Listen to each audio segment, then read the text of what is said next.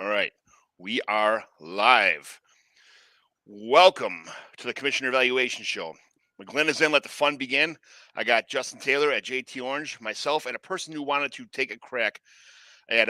We'll hop on today and get some awesome reviews of today's show and all of the reviews of the team that we are going to evaluate today, and talk about waiver wire, injury report, all the good stuff that goes into fantasy football.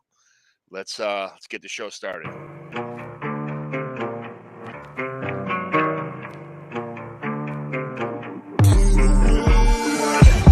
I play to win, no fear to give. I feel but I can't forgive. I go all in this time, yeah, I won't regret. I'll pick the best on trip, they don't understand. I play to win, yeah, I play to win, I play to win. Yeah, I play to win, I play to win. Oh, play to win, I play to win. Yeah, I play to win, I play to win. All right, today we'll talk to Jesse who bets on the Twitter machine, about some betting, some card collecting, some other things that he prefers in leagues he plays in, some things he'd like his commissioners to do in his leagues. And then we'll talk about NFL news, injuries, waiver wire advice. As usual, we'll evaluate a team to see what Jesse and Taylor would recommend to either rebuild, remodel his roster, and what they would do, the steps they take to do it there. So, JT, tell me about yourself. You're going to be a regular on the show from now on. So give me everybody a little kind of background. Everybody, a brief background and what do you think about this week's NFL so far this season? Yeah, a little background information on me is originally I'm a sports journalist from college. I graduated University of Missouri, Columbia, and then got my master's degree at Syracuse University in New York in broadcast journalism. So I've done a little bit of everything as far as newspaper, radio, TV, broadcasting, all that stuff over the years. So I did that for a bunch of years, covering everything from high school sports all the way up to pros. Had a great time doing it, loved doing it. Moved back to Illinois about 15 years ago and got into the restaurant bar business. So now I do fantasy as my sports side of things, and I own JT Walker's Brewery and Project 47 Smokehouse and Chop Truck. So I do that kind of stuff, do fantasy for fun on the side. I used to be a high school football coach as well for quite a few years, offensive, defensive coordinator, all that good stuff for JV Bar. So I've got a lot of sports knowledge over the years, a bunch of different things, and now I kind of channeled all that energy into fantasy and fantasy sports and sports betting for the most part. Good. It'll be a nice pair today. Jesse, introduce yourself. Tell everybody where people can find you on Twitter, what you do, all that kind of stuff. Yeah, I'm on Twitter at Bacon Games Jesse. I have like a website, Bacon Games Sports stuff. Yeah, I mean, I was supposed to go to school, or I went to school for history and secondary ed, so I was supposed to be a history teacher, but that didn't work out. So I just do accounting for a law firm now. And yeah, I mean, I'm here. I'm ready to talk fantasy. I've been playing since, God, it was probably like, I mean, it's been like 25 years in playing fantasy, so 20 years about. So yeah, it's yeah, that's me. I mean, I'm excited to talk. I'm ready to talk some shop. Let's go. I saw you have on your Snapchat or what's it called? Yeah, what is it, TikTok, right, or whatever? TikToks. Yeah, you got Yeah. all these card openings. Tell me about the card stuff you do, the card collecting stuff. Because back when I was a kid, I mean, Topps cards were the best.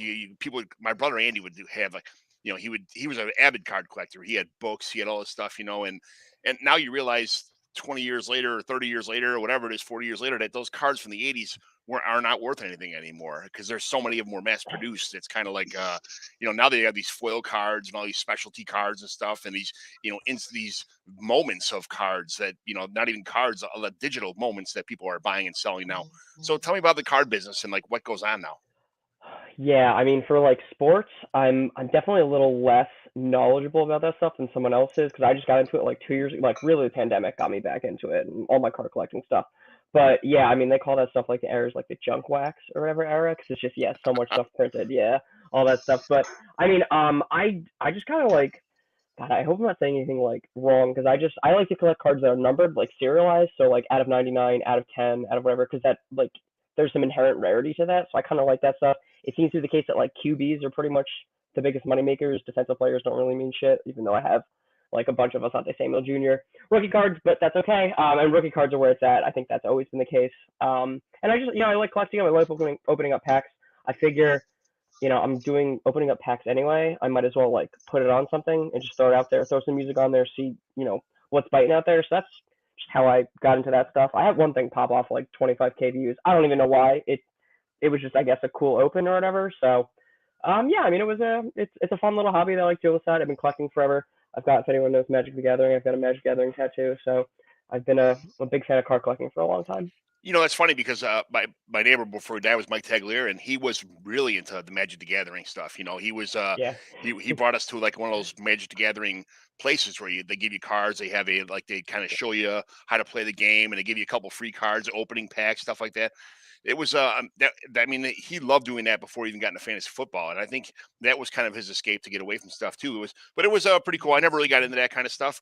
I was more sticker books. Like sticker books were a humongous thing when I was a kid. That was huge, and like I think I was so happy because I got 2 Dan Marino rookies from like 1983, and now they're worth. I think I paid like $400 piece. My wife got me one for my birthday one year, and I got another one. I think we paid like $400 piece for them, and they're probably worth about 38 cents now. So, it is what it is. Yeah, for sure. Stuff like that definitely happens. That's how I feel like yeah.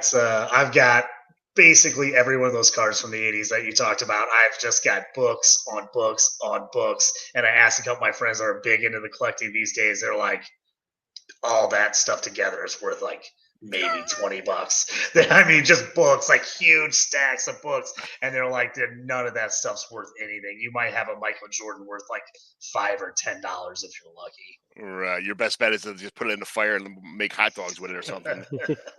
Yeah. So let's see. Tell me about Jesse. Tell me about the day in life yourself. What do you do? Like, I know you kind of said you do work for accounting and stuff like that, but like, you do mostly redraft fantasy football, correct? Yeah. Yeah, for the most part. And you're in a handful of leagues, probably 10 leagues or so like that. Your dynasty leagues are kind of over with now, so you got a pretty good. You said you've been playing for about 20 years.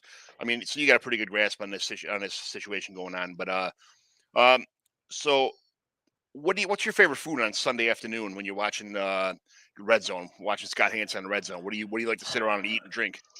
Yeah, I mean, like, I guess I'm just like a dude, bro, whatever. I like chicken wings and like burgers, like, and pizza and shit. So I'll just eat all that crap. I love it.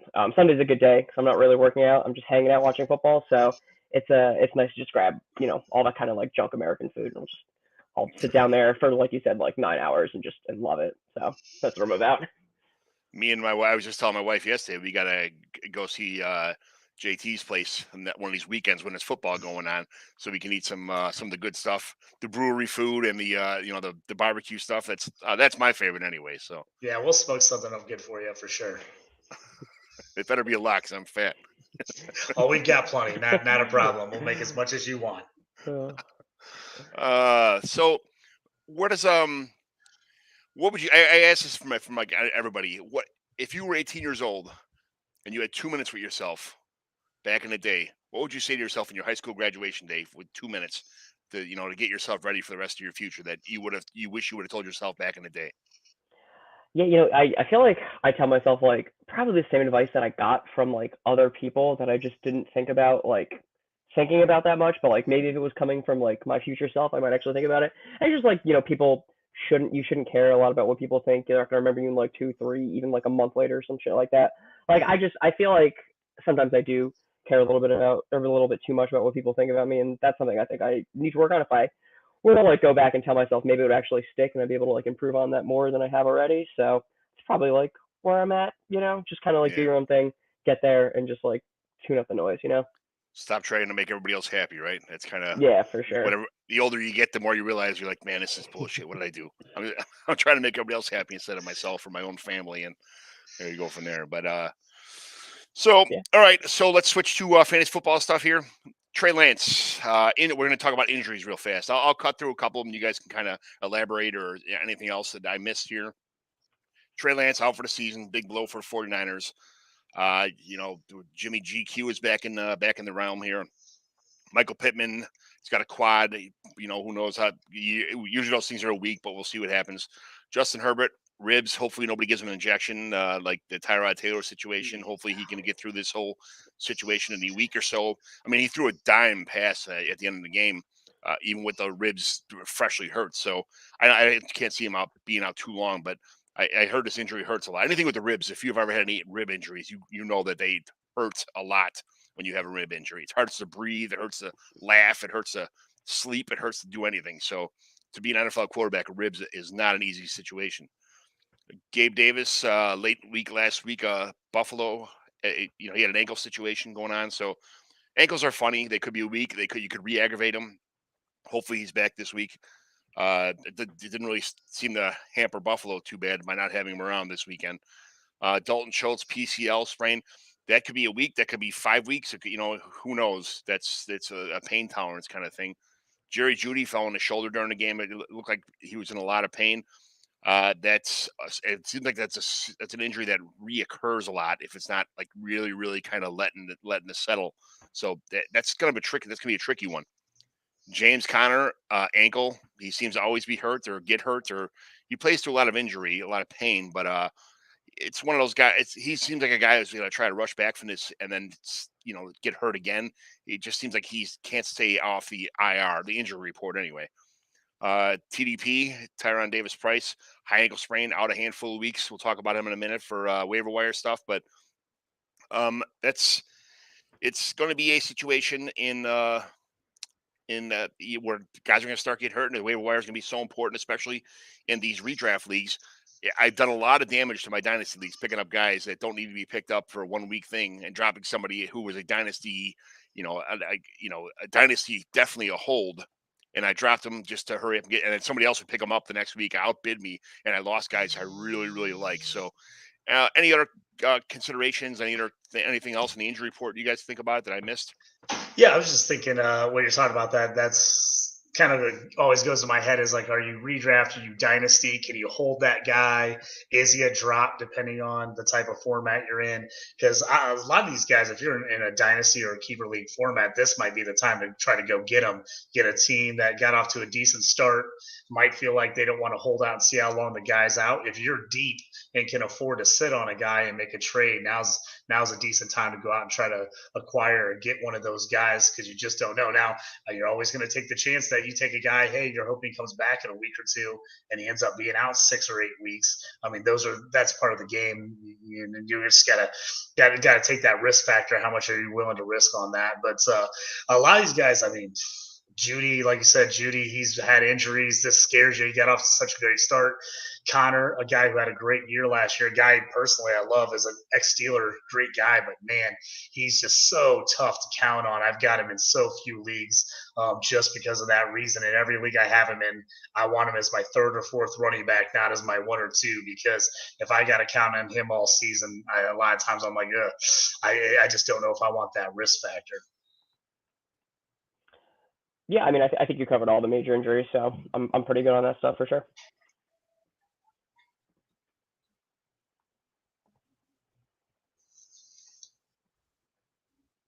Oh, yeah, I'm sorry. Can you guys hear me? Yeah, I was on mute, so that was. There you go. Okay, yeah, I was freaking out. Oh God, okay. Yeah, me too, John. You had me freaking out, John. I'm good at leaving myself on mute all the time. It's my favorite hobby. So I'm going to go through some target percentages for each team and kind of go across the board. We're going to go through this real fast. You guys feel free to jump in, chime in. JT, if you want to throw some running back stuff, and Jesse, talk about some maybe tight ends or quarterbacks for each team also. But we'll start out. I mean, there's not much to talk about here, but the Bears. ESB, Equanimous St. Brown, had 36% of the Bears' targets, which was 4 receptions, like 4 targets. Like, what? The Bears' offense was just a train wreck. 11 pass attempts it's just brutal. I mean, I don't know unless you're. I don't know how you sustain this kind of. It's not even for fantasy, just the NFL wise. There's no way you can't run the ball. This isn't 1980 or 1970s where it's run, and a play action pass. You're not going to be able to keep up in the NFL with this kind of offense. When ESB is your leading receiver and Darnell Mooney is getting nothing, Cole Kmet hasn't even had a reception yet. And after 2 games, I understand the 1 game is a rain game, but people have played through the elements. I mean, even Mac Jones threw a 4 passes in a game that had 85-mile-an-hour winds. This is ridiculous. Yeah, I have this conversation all the time with some of my friends, and especially my Steelers friends. And the conversation always comes to, why does it seem like other teams can get their stud wide receivers the ball and certain teams cannot? no matter it blows my mind. And I don't know if it's a scheme thing, if they're out thinking themselves, but the fact that they just can't even give Mooney looks or Cole Kmet looks. I mean, it'd be different if you're going, hey, we're looking away from him because they got him double teamed and other guys are just so wide open. We got to make that read. But it's not even that. So I don't know if that's on Justin Fields, if it's on the offensive coordinator. But at some point, you got to look and you say, hey, we have to scheme correctly enough to get our playmakers the ball one way or another. And you can't just let guys be taken away or completely go a game without any impact at all. I don't understand in this day and age in the NFL how that happens unless a team has just gone over the top to take everyone away, which teams have it against the Bears, so they don't really have an excuse on that. How you cannot get those guys some kind of look or at least scheme up a play like, hey, we got to get our guy a touch. I don't know how you don't do that, and I don't know if it's guys being bullheaded or they just think they're outsmarting the other team. Oh, they know we want to get it to them, so let's go to our third or fourth or fifth wide receiver. They'll never see that coming. It blows my mind. Steelers were classic for doing it with Ray McLeod. I'm like, you got all this talent, and every big play they figure out a way to throw the ball to their fifth wide receiver on a 2-yard pattern. I just don't understand that concept at all. No, Montgomery and Herbert chose. I think they're just saying like, hey, we know we're tanking. We're just going to try and get these games over with. Run the ball. Try not to get nobody hurt. We know we don't have any wide receivers, and we'll just kind of let's get through this season. Try to win some games by controlling the clock and run the ball and see what happens. But it's baffling to me how this goes through. But yeah, I just real quick, I just want to say I am curious to see. I mean, there's only been 2 games, and like the first game you said was like in a monsoon, and then they play the Packers, so I think I have a very good pass defense, and I figure they just want to run the ball because Montgomery's doing so good. I wonder if this is maybe a symptom of who they're playing, the conditions of the first game, rather than like what they're going to do going forward. It's a new coach, new coaching staff, so it's not Matt Nagy anymore with that dumb shit. But so I just it's possible that it could change, but I don't know if it will because they're best position players. I'm not a huge Justin Fields guy. It's their 2 running backs, Khalil Herbert and Montgomery. So it might not change. You guys might be right, but it's possible that it's just like the situations that we've seen the past 2 games. Yeah, definitely. Go ahead, John. The opposite side of the spectrum, the second team we'll talk about. We're going to go in alphabetical order here, no rhyme or reason, but the Bengals, T Higgins, he had 10 targets, 20% of the team. Everybody on that team is getting fed. So just Burrow can't stay off his butt, getting sacked 6 times. They improved the offensive line. It's just a situation where I think he just holds on to the ball too long, and that's got to be something that needs to be addressed. I mean, yes, when you hold on to the ball forever and wait for your receivers to get open from going back and forth all day long, it's a great situation to be in, but you're going to get sacked. So what's the solution to this offense to get back on track without killing your quarterback? Jesse? Yeah, I mean, it's tough because I do agree, like you said, they did improve the offensive line in the offseason. I mean, I believe that what they talked about Collins, right? And they got Alex Kappa, who I'm a big fan of too. It seems like it's just not working out so far, and I hope this is not a symptom of like a worse disease than it is, because I think Burrow is very careful with the ball usually. Those 4 picks in the first game just seem very unlike him. I mean, I know like Watt had an insane catch for interception. They were pressuring him like crazy, and that just happens. But I kind of just feel like you got to keep going with what you were doing and just hope they figure themselves out, or hope whoever is coaching them figures it out or something like that. Because I don't have other solutions besides you've got 2 good receivers, you improve the offensive line, you got one of the best quarterbacks in the NFL. I don't know, just fly with it and hope it works out. And then lose to Dallas. For me, I mean, I was one of the very few people off on the Bengals this year. Not because I don't think they have a lot of talent, not because I don't think they're a good team, but I just think, as someone who is a Steelers fan and watches a lot of the ACF North, I just think people saw what happened at the end of the year and kind of jumped on board that was that team all year, and it really wasn't. They put up some solid stats. They had a really, really easy schedule last year. Obviously, really impressive win against the Chiefs. I mean, that was a big one. But outside of that, that was a monster performance that they did not play like that a lot of the rest of the year. I just saw a little regression from them this year, whether it's pressure coming off the Super Bowl loss, whether it's a harder schedule than last year, whether it's expectations. I just saw a little bit of regression from them because if you went back and looked at it, they barely beat the Steelers for the division. And they beat them both head-to-head games. They beat them by one game on the tie that the Steelers had with the Lions. And if you ask everybody, they're like, the Steelers were pretty bad last year. So it's not like the Bengals ran away from it and just dominated. And so I think they're going to be good, but I think that AFC North is just going to be tough this year. I could see whoever comes out of that one again with maybe 10, 11 wins max, just because I think that's going to be a tough division all season long. I think the Bengals are going to put up points, but again, I think the issue is going to be turnovers and can they keep them out of sack situations where they're not, having all these 3rd and 12s, 3rd and 15s, long plays where they're getting yardage, they're getting stats, but they're not. It's not helping them win games. Yeah. Switch over to Stefan Diggs getting 36% of the target share. He killed it the other night. I'm in Monday Night Football. 14 targets. The guys, Stefan Diggs is a must start in fantasy football across the board. There's really nothing to talk about in Buffalo here because they're pretty much fuel on all cylinders. They had a kind of a tough game last week, but I mean they're going to steamroll almost every inferior opponent. This week against the Dolphins is going to be a good test to see where the Dolphins are at. But that's Stefan Diggs is a stud. It is what it is. The Broncos, Cortland Sutton, 35% of the targets. Javante's gaining steam. Judy got banged up a little bit. Team's not firing on all cylinders yet. It's kind of it doesn't like they really know what their game plan is. What do you think about the Broncos? Yeah, for me, just watching their games, it looks like no one's on the same page yet. Every play is going down the last second on the play clock. They're barely getting every play off. It looks like they're trying to make too many line adjustments right at the play with Russell. Obviously, you can see they've got a ton of talent on that team. Russell Wilson has not played well at all up to this point. It's helping Javonte Williams with 1 million dump-off passes a game. So that's great for his stats so far. Yes, it is. But right now they just look like a team pretty confused. I don't think they quite know what their identity is. They've obviously had some bad plays, 2 fumbles on the 1-yard line in week 1. I mean, obviously it will crush any team. But I think they just got to figure out whatever they have to do in practice to kind of what's our game plan? What are we going with? And like when stuff starts hitting the fan, what's our move? Because right now they just look very confused. Where are we getting? How are we getting the ball snapped? They just don't have a good flow. And I just feel like if you don't have a good flow on offense, no matter how much talent, it's going to be really tough to be successful.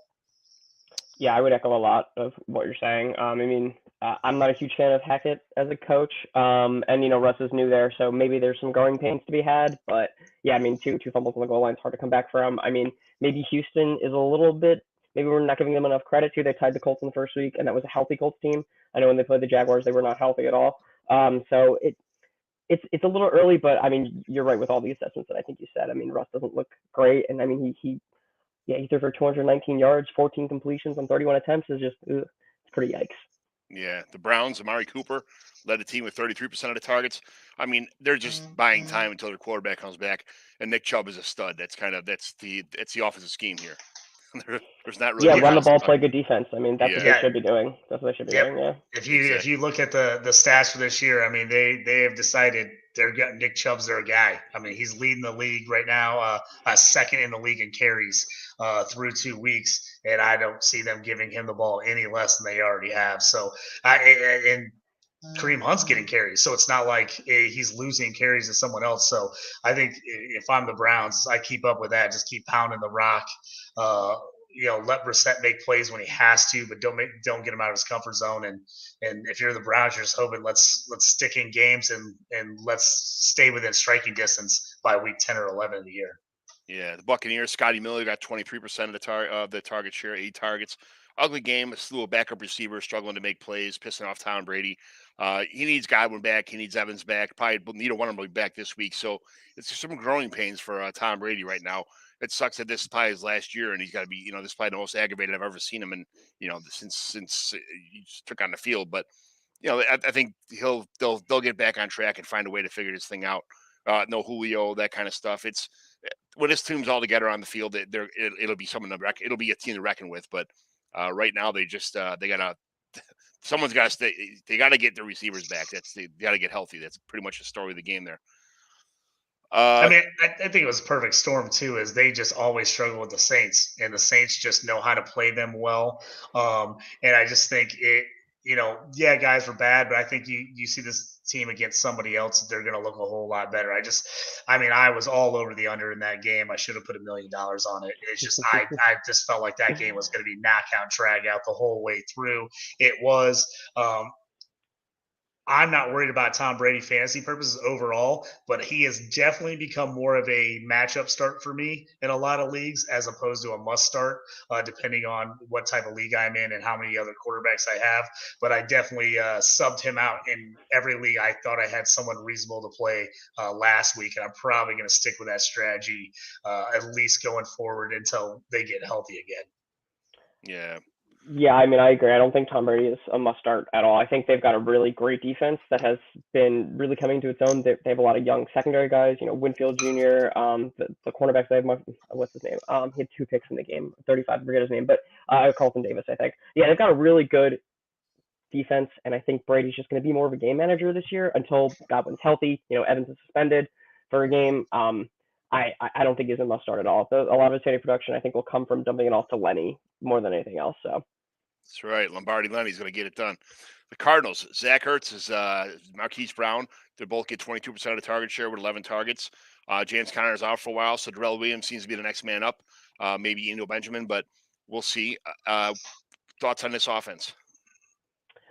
I think I'm a little more worried than I thought I was going to be. I mean, Murray did get the rushing touchdown, which is nice. I mean, They did have that crazy whatever that crazy play. And I thought Murray was like a top 3 quarterback. I think he was number 2 ranked that I had him. And I really also am a huge fan of Marquise Brown, because I think they complement each other really well. I think Murray has a pretty good deep ball. Marquise Brown, coming from a guy who Lamar I don't think had a very good deep ball. I thought he would explode a little bit more than he is, but I think I am just a little bit worried. I'll say that much, especially if Connor's out for a little bit. But I do like Benjamin. I think I know they like split carries. I don't know what the touches look like, but I feel like might still be out there, and I'm a big fan of him. He should get the ball a lot more in the passing game, I think, too. So I love Eno Benjamin. That's my guy. I've been holding on to him for a while. That's how it is. JT. Ertz is my guy. I was high on him in the regular season or preseason going in this year. I just felt like he was going to be kind of a safety blanket for Murray a little bit. I know he came in banged up in the season, got a TD week 1, even though he didn't see a lot of targets. But last week was a little bit more of what I was expecting to see from him this season. I just think he's a guy. You're not going to get that blow up 80 catches, 1,200 yards, 8 touchdowns you had 4 or 5 years ago from him. But I definitely think he's that guy that can be that wide receiver 6 through 8, maybe 9. And if you can get him for the right price right now, I think he's worth trading for. I just think I like the Cardinals defense, but I just feel like they're going to end up in a lot of shootouts this year. For some reason, I just think it's going to be a lot of this up and down. They look really good for a while, then they look really bad for a stretch, and then they got to come back. I just see a lot of that happening this year. And for fantasy purposes, I think that looks great for Murray, and I think that looks good for Hollywood. And for me, I like Ertz. I just think Ertz is going to be that blanket around the end zone, especially with no DeAndre Hopkins right now. I just feel like he's the go-to guy in the red zone for Murray if he doesn't run the ball in. I gave away Ertz in a bunch of leagues last year before he signed that extension. I'm like, this guy's 30 years old. He catches the ball and falls over. He's not a good, tight end. I'm like, there's no way he's not going to get signed anywhere. So I was trying to get whatever I could, like Amir Smith Marsetts or, some 3rd round draft picks or 4th round picks. And then all this stuff happened with the team. And then he got signed on a 3-year contract. And I'm like, son of a biscuit. This is terrible. It is what it is. But my favorite trade was I got him straight up for Adam Troutman in a tight end premium league, and glad I made that move. Chargers: Mike Williams, Austin Eckler, Gerald Everett each got 20% of the target share. Austin Eckler, I mean, people are dogging on him, but he's not getting the same work that he had last year. But he makes some plays in the field. You see that spin move that he was. I felt sorry for him because I'm watching him catch this screen pass and a defender running 1,000 miles an hour, ready to just kill him. And he takes one step to the right, does a little spin movement, and it was like Fred Astaire on the football field. He ran for like 10 yards after it. It was amazing. He's such a good football player, but he doesn't want he doesn't want all that work. He wants to extend his career and he wants to be a specialist, and that's what he is. What do you think about the Chargers offense? You can go first, JT. Yeah, so Char, I mean, the thing about them, outside of Herbert, I think they're going to be hard to read this year, honestly. I think they're going to put up a ton of points. I just think it can come from so many different areas. I think you're going to see some monster games from Eckler, some absolute monsters. But I also think you're going to see some games where he just doesn't get that many touches just on the game plan and what's been going on. I mean, I think you're a la Mike Williams. I mean, Mike Williams, he's the ultimate boomer bust guy. You have him, he gets 6 or 7 catches, 120 and 2 touches, or 2 catches for 15 yards. I think that's going to be a lot of these guys all year for them. And I think it's just going to be how they work the game plan against whoever they're playing. I love their offense. I have to say, as a former Missouri Tiger, I would love to see Chase Daniel get a little starting action for once in his career. But the guy's made a great career out of being a backup. So definitely don't want Herbert out. I have him on a million teams, and that would really suck. But I love the Chargers offense overall. I just think it's going to be real tough outside of Herbert to figure out who's going to be the boom guy each week. Yeah, I mean, sorry, go ahead. Chase Daniel is, he's a fan favorite across the board, of course, from everybody. So I like that. I'd like to see him get one start anyway, and just possibly just right off into sunset after the season. I don't know how long he's gonna be around for, but I got to tell you just a quick story. When he got traded to the Eagles, when they drafted Wentz, and Wentz was hurt in the preseason, I got so excited. I traded for Chase Daniel everywhere, every Superflex league, every 2 QB league. I'm like, this is the year. Chase Daniel starts all year and shows everybody what he's got. And Wentz comes out and starts week 1. He never even gets a start. I was like, yeah. But I tell you what, anytime somebody asks me about his career, I'm like, he has the greatest career of anyone ever. Guy has made so much money, career backup, isn't injured, has all his faculties, doesn't have he's creating all kinds of stuff off the field. He's going to have a great broadcasting career, podcast career, whatever he wants to do. But man, that guy, you want to emulate somebody's career, he did it right.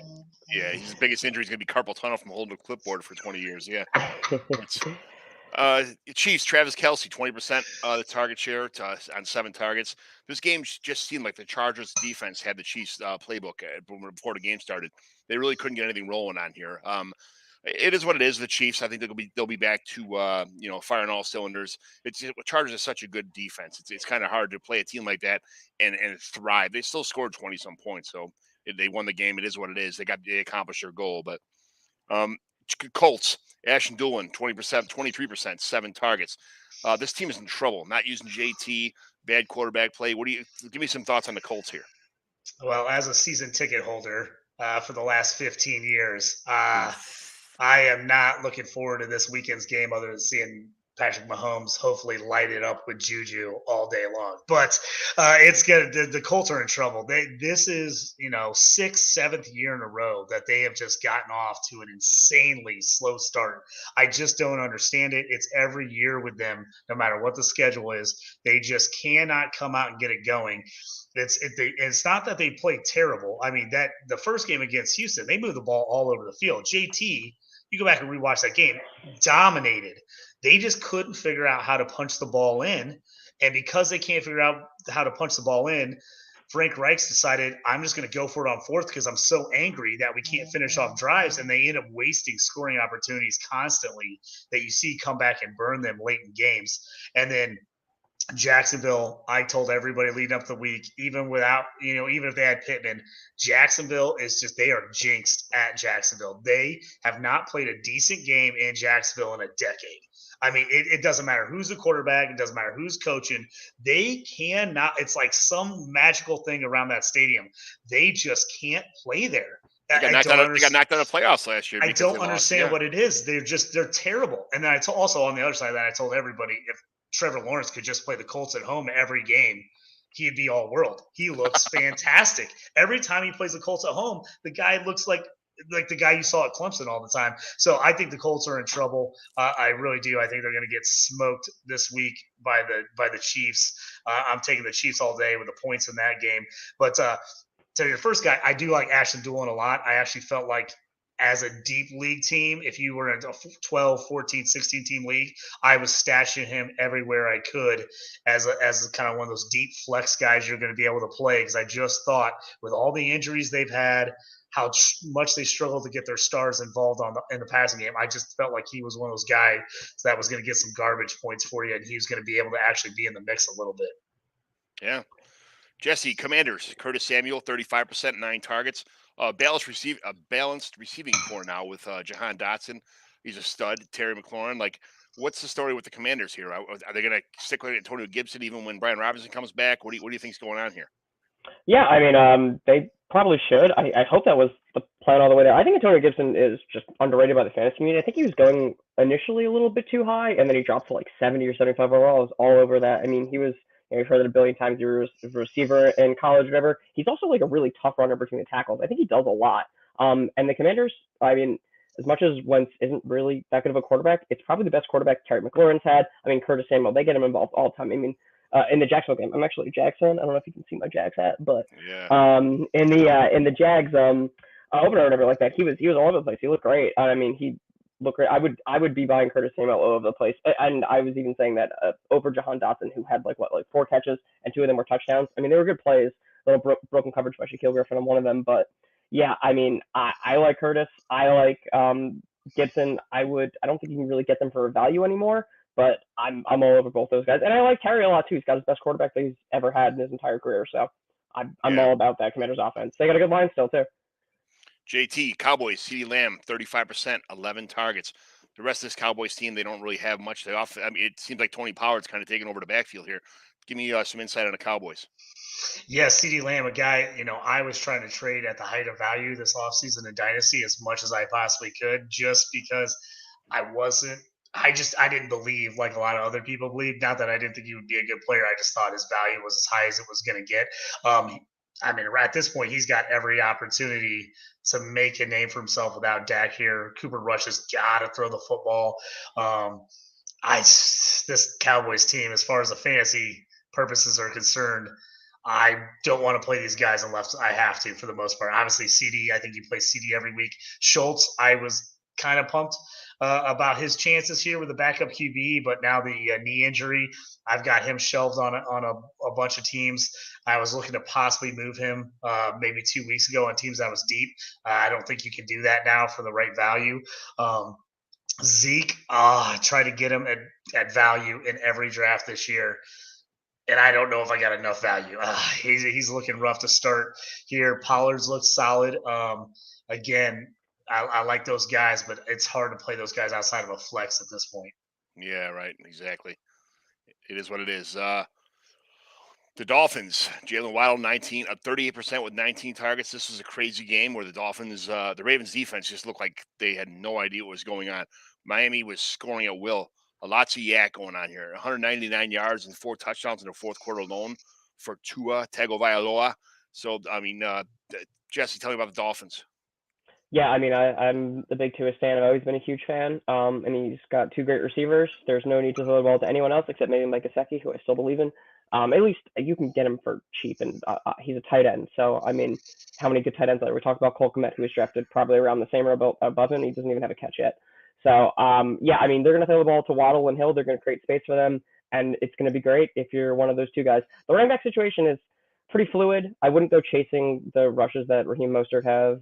I would probably be in on Chase Edmonds more than anyone else, but I'm really not in on any of those guys. It should be the Tua show. If they're going to run the ball, they're going to run the ball through the air with the 2 guys, Tyreek and Waddle. So yeah, they just need to get a blocking tight end and let Mike Gesicki go somewhere where he can thrive. It's kind of I feel bad that he only gets these 2 targets a game and stuff like that, where he has to make these exceptional jump in the air, 10-foot high, like crazy catches in the back of the end zone to make anything happen for his fantasy outlook or the team outlook anyway. And it's ridiculous. Yeah, I was gonna say biggest burn for me this year. I actually had a league where I had Tua and Waddle on the bench. Scored me 82 points. It's a team where I'm like absolutely loaded, and so it's like week to week I'm trying to decide who to play, and I'm like, it's 82 points on the bench. I still won, but I'm like 82 points. And then I had an overall points league where Tua, it's all bonuses for big plays. Tua scored me 64 on my bench. I was like, not going to get those points back at the end of the year. I guarantee it. We all been there, boy. The Eagles, A.J. Brown at 25% of the target share with 8 targets. This was a Jalen Hurts kind of game. What do you, Jesse, tell me about the Eagles? Yeah, I mean, I have to check what the difference was between Goddard and Smith, because I feel like if one goes off the others, I know Smith had like 80 yards, I want to say on like 8 catches or something like that. But I mean, AJ Brown is a stud. I was worried about Hurts coming to the season as like a passer. Oh, Goddard had a good game too. Okay, I was worried about him as a passer, but he looked great. I mean, he looked like he could support everyone, and I mean, he did in this game, which is kind of crazy. I don't know if I really buy that. But I would buy AJ Brown. I mean, AJ Brown's a stud. You got him at a value. Congratulations. Good job. You did it. I mean, he's great. And I believe that. I just didn't think the quarterback was there. But Hurts looked real good. And I think Smith and Goddard are going to be up and down because I'm not sure if Hurts is going to be this good all year. It possibly is, and I was just wrong, and I have to readjust after like I see it a few more times. But I'm still a little skittish on starting Smith. I mean, Goddard, you probably draft him to be your starting tight end. So you probably just go ahead and start him anyway. But I think he could put up like a goose egg or like a really low total here and there where Devontae goes off and the other way around. But yeah, I mean, that is what it is. I like Kenny Gainwell still. I know he didn't do well, but he didn't really get the opportunities. But I still like him. He's still a good player. That's a deeper league thing. It's a deeper league, yeah. I like him too. He dropped the pass, and he kind of. I was like, it was wide open, and then he got a couple penalties on runs that he had. So I like him a lot too. JT Falcons, Drake London, 46% on 12 targets. He's a stud. He's keeping Pitts from being a stud. What's the They're gonna have to start freeing up one every week. It's gonna be London or Pitts. I think there's no way to stop both of them. But is it gonna be like you just cover Pitts and see what happens with Drake London? It's gonna bite you in the butt too. Yeah, what about these guys? Going into this season, I kind of thought that this was going to be a sneaky good fantasy team. Not because I thought they were going to be that great overall. I just felt like their defense isn't that good, and they were going to get stuck, in a lot of shootouts, a lot of chances to make plays, get that, that everyone loves it, those garbage fourth quarter, fantasy points. London's actually been better than I thought. I have to be honest, 25 leagues, I don't have him on one team. He just was going too high for me in almost every league, and I didn't go it. And I was higher on a couple other rookies, so I kind of let people have him. So far, making me look wrong on there. He's looked real good. Pitts, I think this is a perfect example of people going the first 2 weeks of the season and overreacting. He hasn't got in, but I don't know how at this point where you drafted him. I don't care where you took him. It took him too high to not play him. So you got to play him. I think he's going to get the targets. He's going to see that share, and you're going to see that person that sits him on the bench, and then he goes off for 11 catches for 120 and 2 touchdowns, and people are going to be punching themselves in the face. But I think both those guys, I think there's going to be enough targets to go around. We talked about it a little pre-show. My boy, Brian Edwards, I just thought this was going to be his chance to get involved a little bit on this team. And he's got nothing. I mean, he's got nothing. Yeah. I just, the guy's got so much talent, got just a perfect NFL body and size. I just don't understand why he can't seem to get it together. But, man, I had so much hope, and that hope is starting to dwindle big time. I was thinking the same thing. They had these 2 big body guys who can go up and get the ball. That's all Mariota's got to do is just throw these, ducks in the air, whatever he's got to do. And these guys will go up and get it and make plays happen. And yeah, it's the same situation with me. I got him in a lot of leagues too, but I tried to trade in Drake London and tried trading Javonte Williams for Drake London and Pitts this morning and got laughed at. So it is what it is. It's, hey, if you drafted Pitts, I feel like if you drafted Pitts, you're a believer. You're probably not going him too far, trade him away or anything like that. So that's just, yeah. It is a lot. I mean, Javonte's worth way more than each one of these guys individually, but, a combined package for both of them, I thought was fair, but I understand. Yeah. See, if Pitts is a game changer at tight end, I mean, he got 1,000 yards as a rookie. He's not going anywhere, but it is what it is. I just, tight end is such an important position in tight end premium, but he's not producing right now. But we all know that down the road, he will be, something special going forward. So I'm going to keep trying to buy low on Pitts from everybody that gets pissed off, and I'll get him somewhere from, for whatever, but somebody will give in. It didn't happen today, so it is what it is. Thanks, Nick, you jerk. 49ers, Brandon Ayuk, 34%, 8 targets. Trey Lance is out. Jimmy GQ, the most handsome man in football, is in. TDP's got a high ankle sprain. Mitchell's out. Like, what's going on with the 49ers here? Is this offense now, is Jimmy G back in, going to make this thing a finely tuned, well-oiled machine here, or what? JT, go ahead. A little Jimmy G story for you back in the day, backing up the Patriots. I go to meet one of my buddies, Ike, on Mass Avenue before the Patriots Colts game. I get out of the car. I see this super tall, handsome man in the corner of my eye, and I look over. I was like, "Man, what's going on?" I look over, Jimmy G meeting up a lady 9:30 a.m. before the game. I was like, Jimmy G, just all day. They had his sweatpants on, go meet. I was like, this. I was like, man, life of a backup QB. This is Tom Brady heyday, so he knew he wasn't gonna play. But I was like, living the dream, meeting chicks in town. I'm like, this is great. But that's my Jimmy G story. So I actually think this Niners offense, nothing against Trey Lance. I think you guys got a lot of ability. I think he could end up being awesome for fantasy purposes. But I think this Niners team is probably better with Jimmy G at quarterback, at least this year. Agreed. Just he knows the team, he knows the system.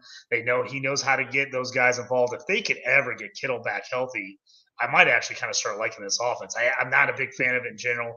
I'm a guy that's down on Ayuk. I always have been. I've just never really loved him in general. Debo, I think, got a ton of ability. Everybody likes Debo. If they can figure out how to keep getting touches and they get Kittle back, I mean, team's got a tough defense. I mean, this team could be in a lot of tough games, close games. But I actually think Jimmy G gives this team a better, higher fantasy upside for everyone outside of the QB, if that makes any sense. Who's a better team, the Eagles or the 49ers? I think the Eagles, honestly. The Eagles, it blows my mind that I'm saying this. I watched this game last night and I was like, I kind of thought the Eagles were going to be like a little bit of an up-tip team this year. Their defense looked way better than I thought they were going to look. I mean, if their defense plays that tough all year in the division they're in, and Hurts can even play 75% of the way he played last night, this Eagles team is going to be real tough because you saw they got talent. They got Devontae Smith. They got A.J. Brown. Gainwell, like you said, couple big plays out of him got called back, or he has a totally different night. Miles Sanders, everybody forgets about him. He's the forgotten man because he doesn't score touchdowns, but he actually looked pretty solid as well. He had like 80 yards rushing. So, I mean, they kind of feel like just that right balance. And if the defense is good and Hurts isn't playing from behind, having to make plays, I feel like this team could be really good this year. Yeah, absolutely. Giants, Sterling Shepard at 29% with 10 targets. 2-0. This terrible team is getting it done. Jesse, tell me about the Giants? Yeah, I think an encouraging thing, and maybe this isn't like deeper stuff for sure, but Daniel Jones had 10 rushes, which I thought was nice. He also had like a rush on the goal line, which I thought was pretty cool. They designed a run for him, not just like a QB sneak or anything like that. He's a guy that I'm interested in a little bit, but I mean, the real travesty here is they're not playing Kadarius Toney, who's like the best offensive player besides Saquon Barkley on their team, and that just I don't know why. I don't know if you can even roster Toney at this time, but I mean, they could just start him for like a game and he'll go off. He's that good. I totally believe in him. It just sucks he's not getting the playing time. I'm not really sure why or what the issue is, but he gets traded, he gets moved, something happens, and something happens where he gets on the field somehow. He's going to be amazing. I mean, Saquon's already amazing. I'm not really into Sterling Shepard, but if he's out on the field, someone's going to catch balls from him, and he's the best guy they have that's actually playing out there besides, Saquon. So, I mean, I guess I like Sterling. I wouldn't start him unless I had to, and I don't think you should because there haven't been enough injuries, and it's not like bye weeks yet where I don't really think you need to start him in like a regular league. But, yeah, the Kadarius thing just got me sad. But I like Daniel Jones in a deeper league. It's really my takeaways. Yeah. Kenny G is officially dead. Why is Kenny G dead? Someone tell me why Kenny G is dead. I can't understand it. He has just completely disappeared. It's true. I can't tell you either. I think only him and the coaching staff or just him can tell you, The pride of St. Rita High School. No, yeah, I get it. Jaguars, Evan Ingram, JT. Jaguars, Evan Ingram, 28% with 8 targets. Trevor and Christian Kirk making strides together. Is Travis Etienne a bust? Like, what's going on with him? Like, why is he giving up to an undrafted free agent? Well, I don't think Etienne's a bust. James Robinson, we have forgot, was good. He was good. He was really good, and he's looked solid. I just don't think he's just going to let Etienne take that job. I really don't. This Jags team, I think, is sneaky fantasy good. I actually think they're sneaky kind of good in real life as well. I was real big on T-Law and Kurt coming into the season. I like the idea of that matchup. I watched a lot of tape on T-Law last year. That coaching staff was a mess. The wide receivers, no one was running the right routes. I mean, it was, if you went back and watched it close enough, I mean, it was an absolute disaster all the way around. Guys were running right into each other in the middle of routes. It was just crazy. I mean, he's throwing picks, but he's throwing the ball exactly where he's supposed to go, and the wideouts are running a completely different direction. It was nuts. But I felt like a bounce back year from him. I also felt like there was a chance they're going to be down in games. He was going to be a little more proficient and get a chance to throw the ball a little bit more. Like I said, I got Christian Kirk. I have to look at my roster share, but it's an insane amount at this point. I think I'm at like 15 of 25 leagues I have Christian Kirk in. I mean, I just loved him. And then my sneaky play in deep leagues was Zay Jones. I just felt like Zay Jones was going to be that guy, and I think he's going to hit a couple times this year. Obviously, in a regular 10-team league, maybe 12-team leagues, pushing to play him unless you're starting 12 or 14 guys. But I still like Zay Jones as a guy that's going to give you some worth in those deeper leagues where you're trying to find somebody. I think he's going to catch on as the year goes on. He looked great in preseason. I actually just like a lot of these guys. And Ingram, again, a guy, if he can somehow stay healthy, you figure he can be decent. We forgot. I mean, you just almost forgot about him. He hasn't played barely in 3 or 4 years, but he's guys got talent. And I just think we're at the point where T-Law is starting to figure it out. He's got a better coaching staff that actually knows what the heck they're doing. And I think you're just going to see that improvement all year from him. And if their defense can play like they did against the Colts on Sunday, he's going to be a lot more confident because he's not going to be back there just chucking it up into too deep coverage because everybody's winning by a ton. So I actually like this Jags team. I think if you're looking for a crazy bet right now, I think you take Jags to win the AFC South is kind of a sneaky outside bet right now. Nice. Jesse, this is your team. Tell me about it a little bit. Yeah, I have to chime in. I do think Travis Etienne actually is going to be a bust. He was on my bust list coming into it. I mean, you see the stat line, 9 rushes, 3 catches. That's a stat line you're going to see a lot. And I don't think he's going to be – he does have explosive plays. He can make plays like that. But this guy goes down like a bag of rocks or whatever, like every time he's touched. I'm not a huge fan, and like we were talking about, James Robinson is back to being who James Robinson was before the Achilles tear. He looks really good. The Colts run defense looked pretty good. They stopped him a bunch, even though he did have that long run that kind of like made his day, the long touchdown run that Robinson had. But Robinson also had 2 catches. I mean, the first game, Etienne dropped a ball on the goal line on 4th and goal for them to get a touchdown, and James Robinson literally made the same play like 10 minutes later. I just, if you can sell Travis Etienne to someone who really believes in him, I would do it now because you're going to see a lot of 10 carries for 30 yards and maybe 5 receptions, 3 receptions for like 20 to 25 yards, and then maybe a touchdown if you're lucky. I think he was overdrafted, and I think you should try and look for a different guy. But Christian Kirk's on the other side. He is such a value. You did a great job of getting him wherever you got him, and I would hold him because he's going to be amazing. I think he's like one of the best separators in the NFL right now per like next gen stats. He's looked great. Trevor's looked great. I totally agree with a lot of what we're saying. Coaching staff was terrible last year. Doug Peterson's a great coach. Yeah. The Jets, Garrett Wilson, 15 targets, 34% of the team's offense. Is he the number one going forward on this offense over Elijah Moore? And another question is, does Joe Flacco keep his job even when Zach Wilson is healthy? I go first forever. I don't think Flacco should. The first game he got to throw like 50 balls because they were just like not really in it, or right? Yeah, they weren't really in it at all, and they should have scored more. They got 3 free goals against Baltimore. They should have scored more for sure. He looked okay against the Browns, even though they had no business winning that game. I think it might be more of a carousel than people are thinking of. It could be Wilson one week, it could be Corey Davis one week, it could be Elijah Moore the next week, especially if they make a quarterback change, and I think they should because I think the Jets have a lot of good players on them. I mean, I can name 5 position players that I like. Carter, Hall, Elijah Moore, the receivers that we just talked about. They're all really good. I don't think they're all going to be able to eat every week. Like, I mean, they did in the first week and kind of, in the second, except for Elijah Moore. But I think it'll be kind of like a rotation, a revolving door. I like Garrett Wilson. I like Garrett Wilson, but I'm not. I'm not jumping in with 2 feet right now to grab him anywhere. Like I am with Drake London, but not with Garrett Wilson. Even though I think they're both going to be fantastic. Fantastic receivers for a long time. So yeah, I agree with that. The Lions. I hate Flacco. I can't help myself. As a Steelers fan who's always hated Flacco, I can't even believe he is relevant. It blows my mind that he's even starting right now. But I think you have to go back to Zach Wilson. The absolute second that he is fully healthy, you got to go back to Zach Wilson. Is Joe Flacco elite or no? I should say He was only one season.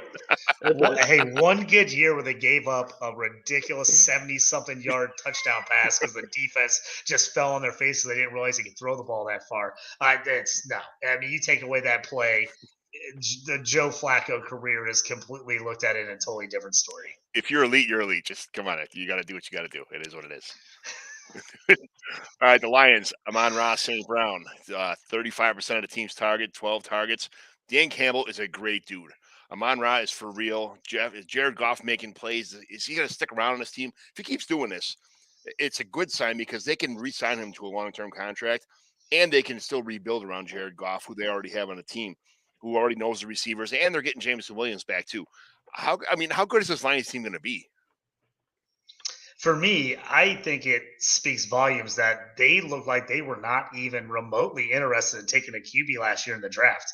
Right. After everybody said they were going to take a QB. For me, the guys just kept dropping. They had every opportunity to take a guy, every opportunity without moving up, without just guys falling in their lap, and they looked like they were not interested at all. To me, that gives a lot of confidence to Jared Goff.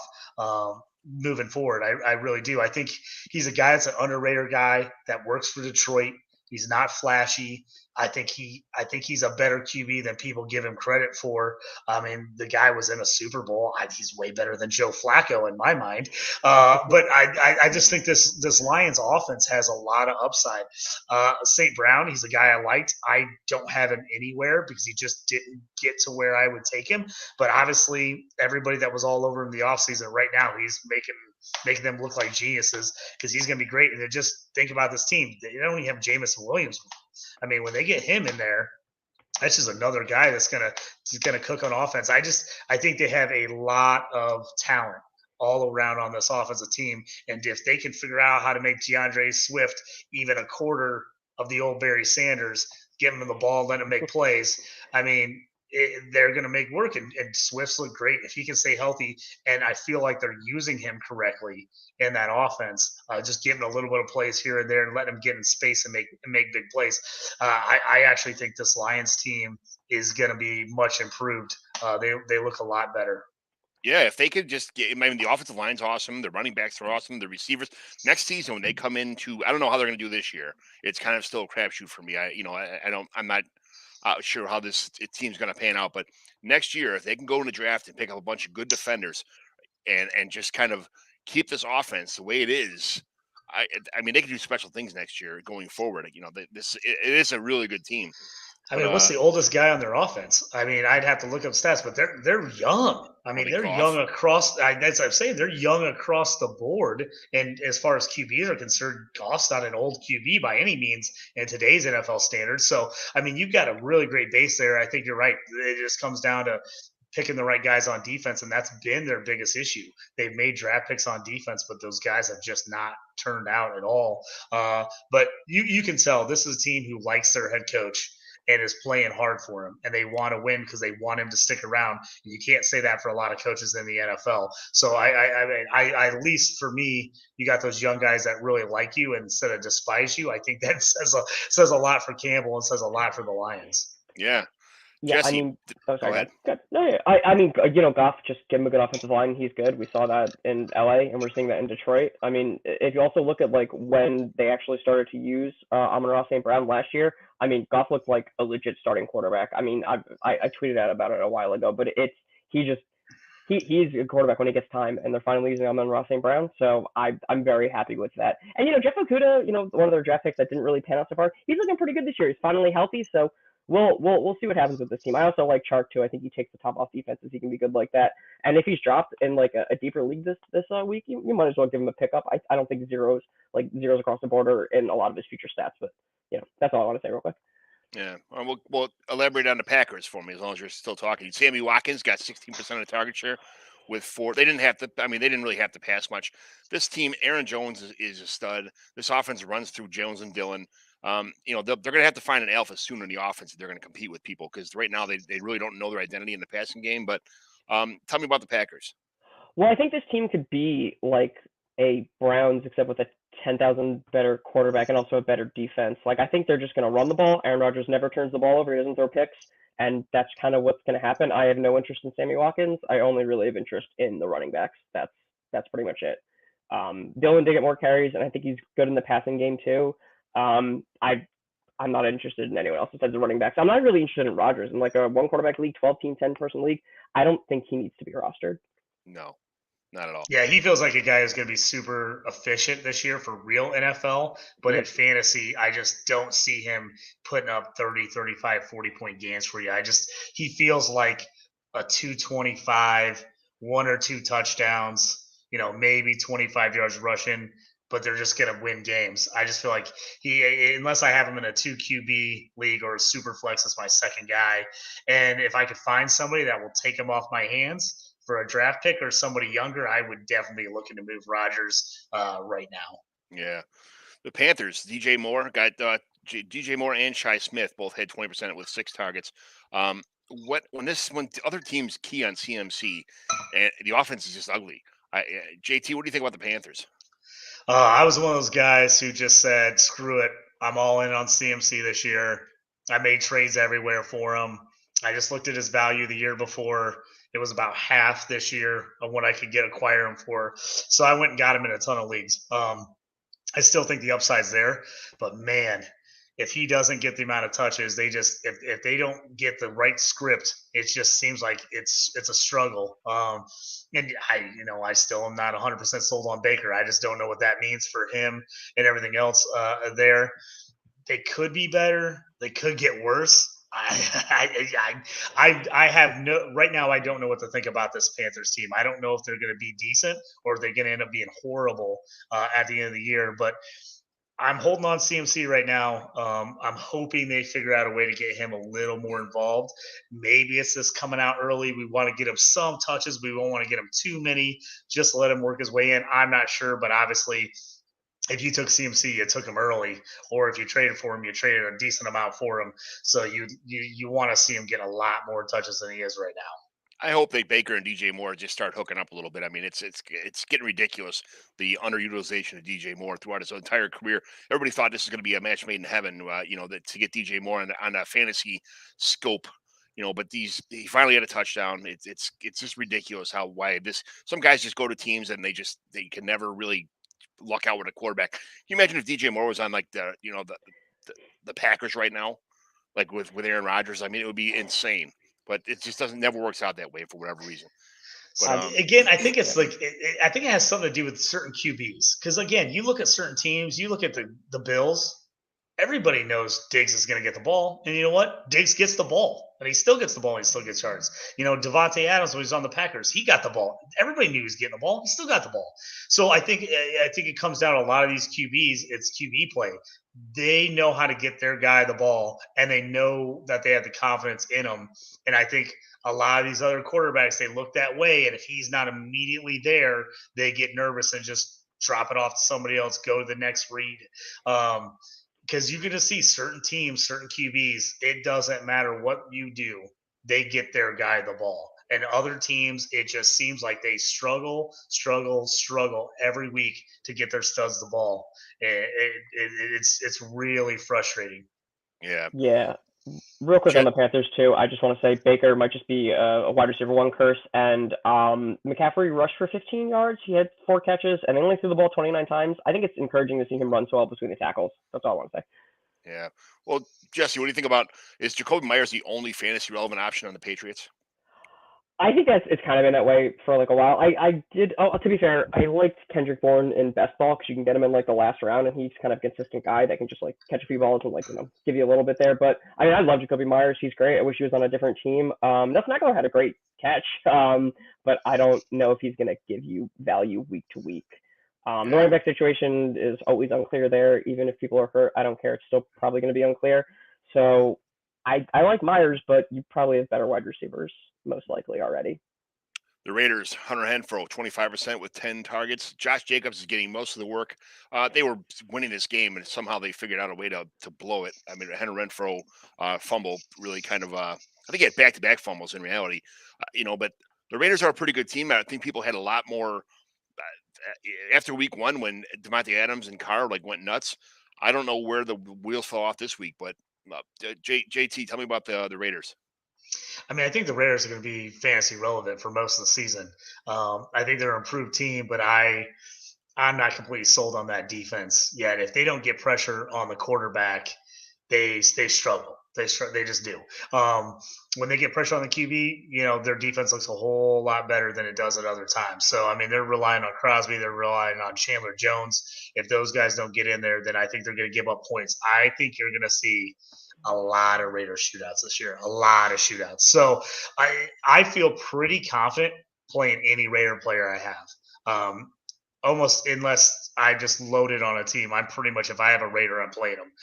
I think Josh Jacobs was a steal in most drafts this year. If you could get him mid rounds, especially in redraft, I just think he's going to keep getting touches. I think he's going to get carries. I think they're going to get him involved. Devontae Adams obviously had a down week, but he's going to have mostly monster weeks. Even with the fumbles, Hunter Renfrow, he's just any kind of point per reception league, he's a beast. So you got to play him. So Waller's still got to get going, but I'm playing these guys no matter what. Personally, I just think they're going to be, especially in the AFC West, there's going to be a lot of shootouts. I just think they're going to have to get in there and just throw, push the ball on offense all the time. Yeah, I got a bad taste in my mouth holding Josh Jacobs as my flex player in most of my leagues and 3 receiver leagues. It's like a 2 running backs, 3 receivers, and generally speaking, Jacobs is my first or second flex on most teams. But it's working out. It was kind of hard. I don't like him, but he's someone that you kind of have to hold on to for fantasy. And it is what it is. I mean, he's getting this much work. You have no choice but to keep plugging him in your lineup. Exactly. I don't think anybody's excited about playing him. Right. Nobody's like, yeah, let's get Josh Jacobs in the lineup. Man, yes, but he's going to get enough looks, enough carries, enough attempts that he's a play. Again, if he's your first or second running back, you're probably like, well, blah. But if he's your third running back, you're playing him in a flex. I mean, you got to feel really good about that, just because I just think he's going to be in a productive offense. And I mean, I know everybody was over the rookies. Everybody's all over Abdul with the signing. I just don't see this team moving that direction in any way unless Jacobs gets hurt. Yeah. The Rams, Cooper Kupp, 38% of the targets at 14. Akers, I think Akers will eventually take this job over soon. I don't know what happened week 1, but I think it's just a matter of time before he's the go-to guy here. What do you think about the Rams, Jesse? Yeah, I mean, I disagree. I think that Akers and Henderson will split. I think what we saw on Sunday will be kind of what's going on for the rest of the year. I think Henderson gets a bad rap for I think he's better than people give him credit for. He's not good. I don't think he's bad, and I'm not sure how good I think Cam Akers really is. I think we'll see a lot of splits here. Got to be a little worried about Allen Robinson. That touchdown was helpful, but Stafford looks good, and that's really all I care about. At least he'll be throwing the ball a lot.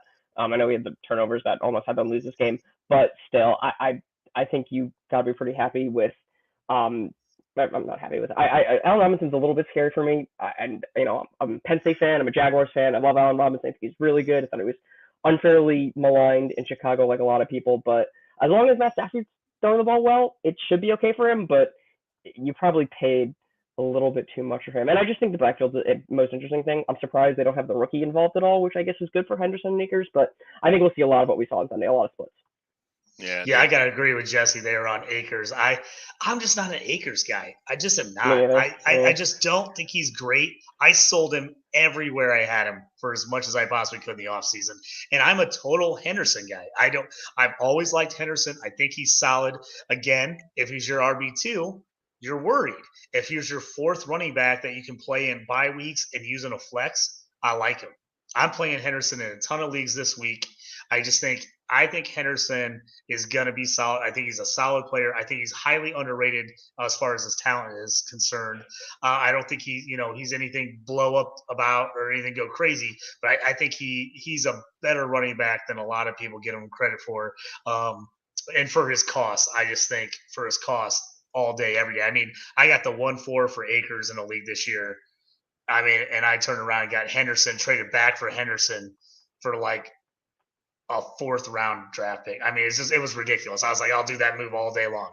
So I know people like Cam Akers. I just have, even before the injury, I wasn't a huge Cam Akers guy. I liked Henderson a little bit more. I think he brings a little more toughness to that Rams team than people think, especially how much they're going to throw the ball. But I like him too. I like Henderson too, but he's 26. He's already got. I mean, I just traded him after week 1 when he took over the offense. I traded him for a second round draft rookie pick next year to a team that had no business trading for a second round draft, who traded away an early second. So, it is what it is. Oh, You that's a got to good move move. on.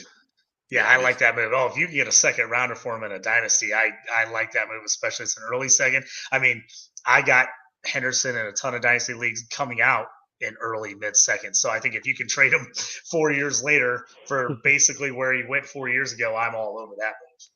The Ravens, Mark Andrews, 37% target share with 11 targets. Is likely the third option on his team, and they really need to establish some kind of running game to control the clock besides Lamar. Lamar Jackson, he knows his contract is, not coming or whatever the deal may be. He's not in negotiations anymore.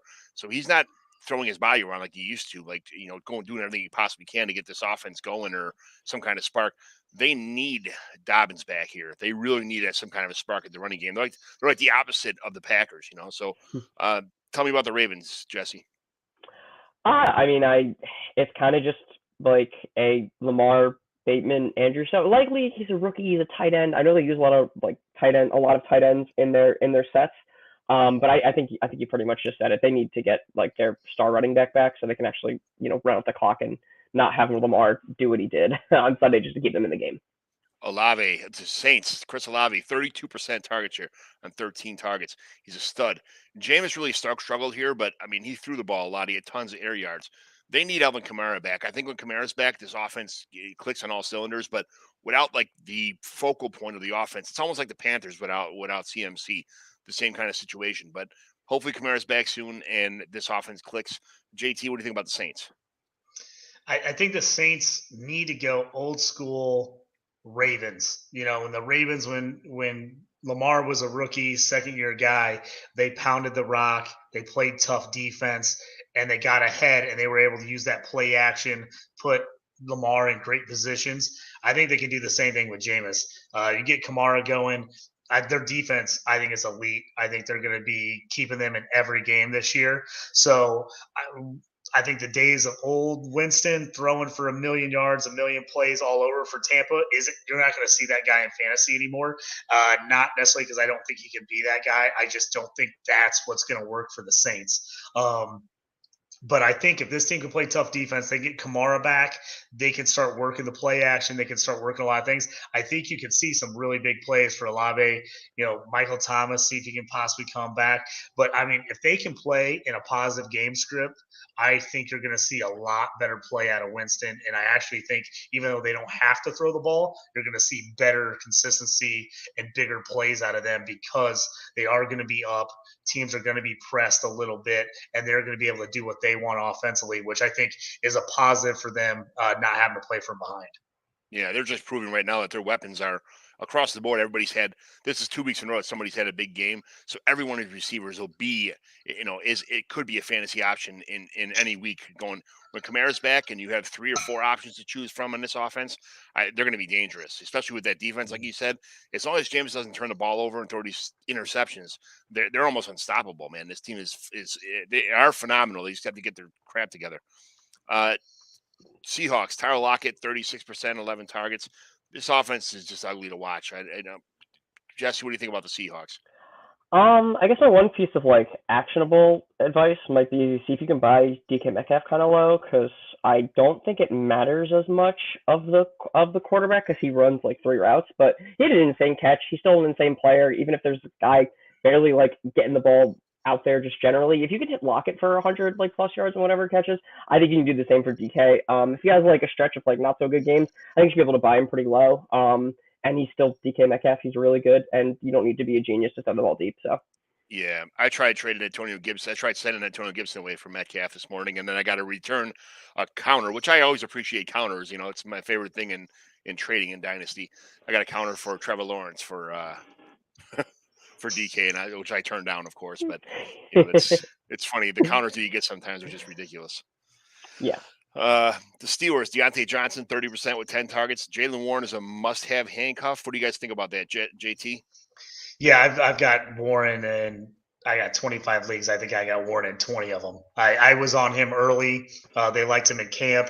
I just felt like they know what Benny Snell is, and Benny Snell ain't the guy. I felt like it came down to the two rookies at camp, and Warren from day one looked better than Mateo. I think Mateo, the guy from Duke. I just liked Warren. I thought he was going to be the guy, so I picked him up everywhere. Even if I didn't have Najee, I picked up Warren because I thought, hey, he's going to be playable. Something happens to Najee. If you're a Steelers fan right now, even if you're a fantasy fan, you're just frustrated with the Steelers offense. I mean, they've got so much talent across the board, and right now they can't figure it out. I mean, I don't know if anybody was bigger on Mitch coming into the offseason than me. I just felt like this was a great opportunity for him, move around in the pocket, throw the ball deep downfield. He's got playmakers everywhere. I just felt like this was a great opportunity, and man, it looks the complete opposite the first 2 weeks. Yeah. I'm not sure if it's scheme. I'm not sure if it's Mitch not making the right plays, the right reads. If you look at the tape, there's guys open. There's guys open. They're just not finding them. I mean, George Pickens is open all the time, and he's getting no looks. And if he does get a look, it's 10 yards over his head out of bounds. It just makes no sense. And I don't know if this goes back to Mitch just not playing the last couple of years, so he doesn't have that confidence with these guys to throw in that tight window and go, my guy's going to make the play. I'm going to put it in there for him. He's worried about throwing the pick or the guy not helping him out, and so he's maybe throwing the ball a little farther outside or whatever. But it's just real frustrating right now. It just doesn't make sense what they're doing. Everything's a 2-yard drop off, no matter what the play is. It's really crazy. I mean, Muth looks great. If they can get him the ball, Muth's great. If you got him in a tight end premium league, you're super pumped about where he's going on this team. I have a feeling that he's going to end up being that total drop-off guy. He's going to be a consistent 6-7 catches a game. If you can throw a touchdown in there, he's going to have a big week for you. But the rest of the guys, I mean, Claypool, I thought he was all right. Claypool finally can go deep. They can throw the ball to him. All they do is hand the ball off to him. I don't understand it.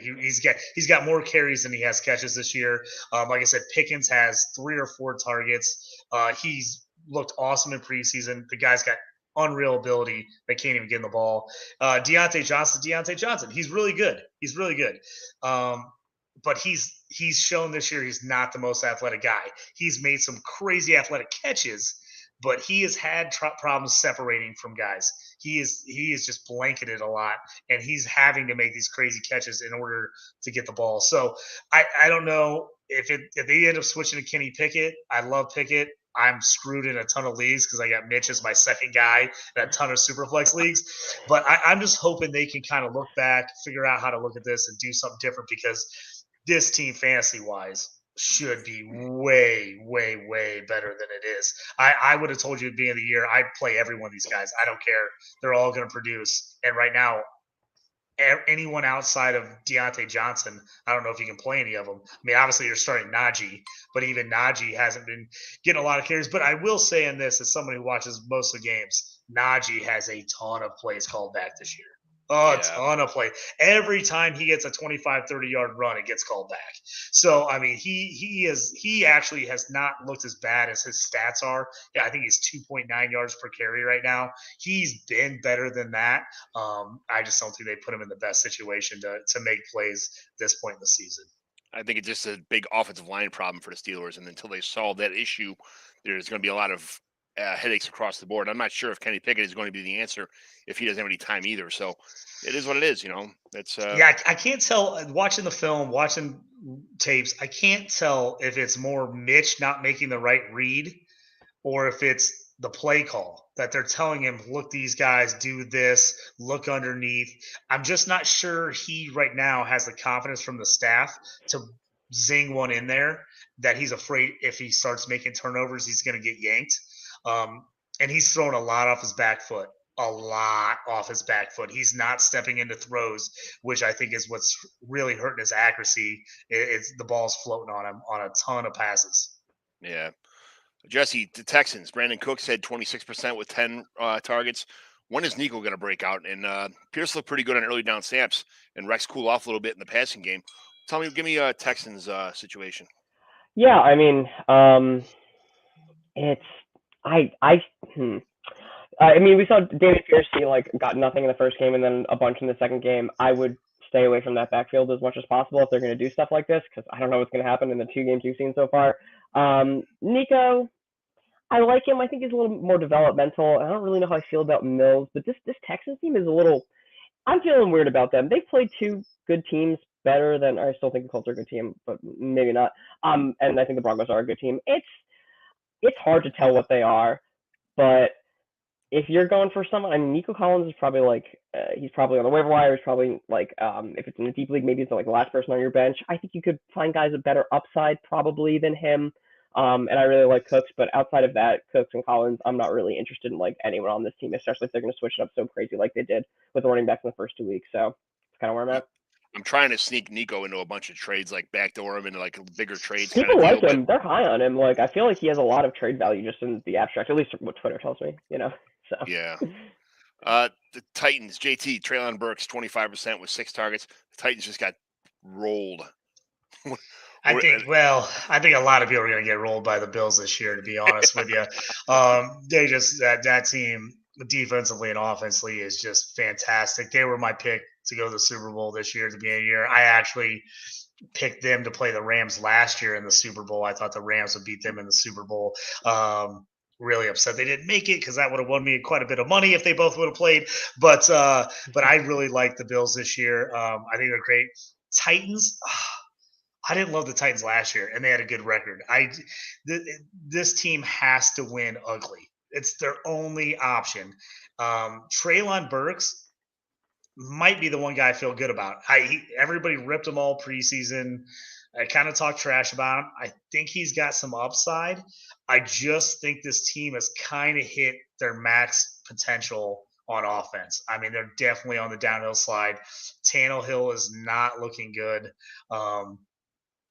They got to get Henry going. If they don't get Henry going, they're in trouble. And so far, they have not been able to do that with him after he looked, absolutely phenomenal, first 6 weeks of the year last year. He's not giving you much right now in the first couple games, but he's got to get going for them or it's going to be a really ugly season. I like some of their individual players, but I don't know if I really want many of these guys on the Titans offense this year. I just think you're not going to consistently be able to count on them throughout the year. I just really don't. And it doesn't, I understand they're getting blown out, but like when's the last time you saw both teams go to the backup QB in the third quarter without injury? Both teams went to backup QBs in the third quarter. I mean, to me, I haven't seen teams wave the flag like that in a while in the NFL. That was pretty crazy to me that they went Willis.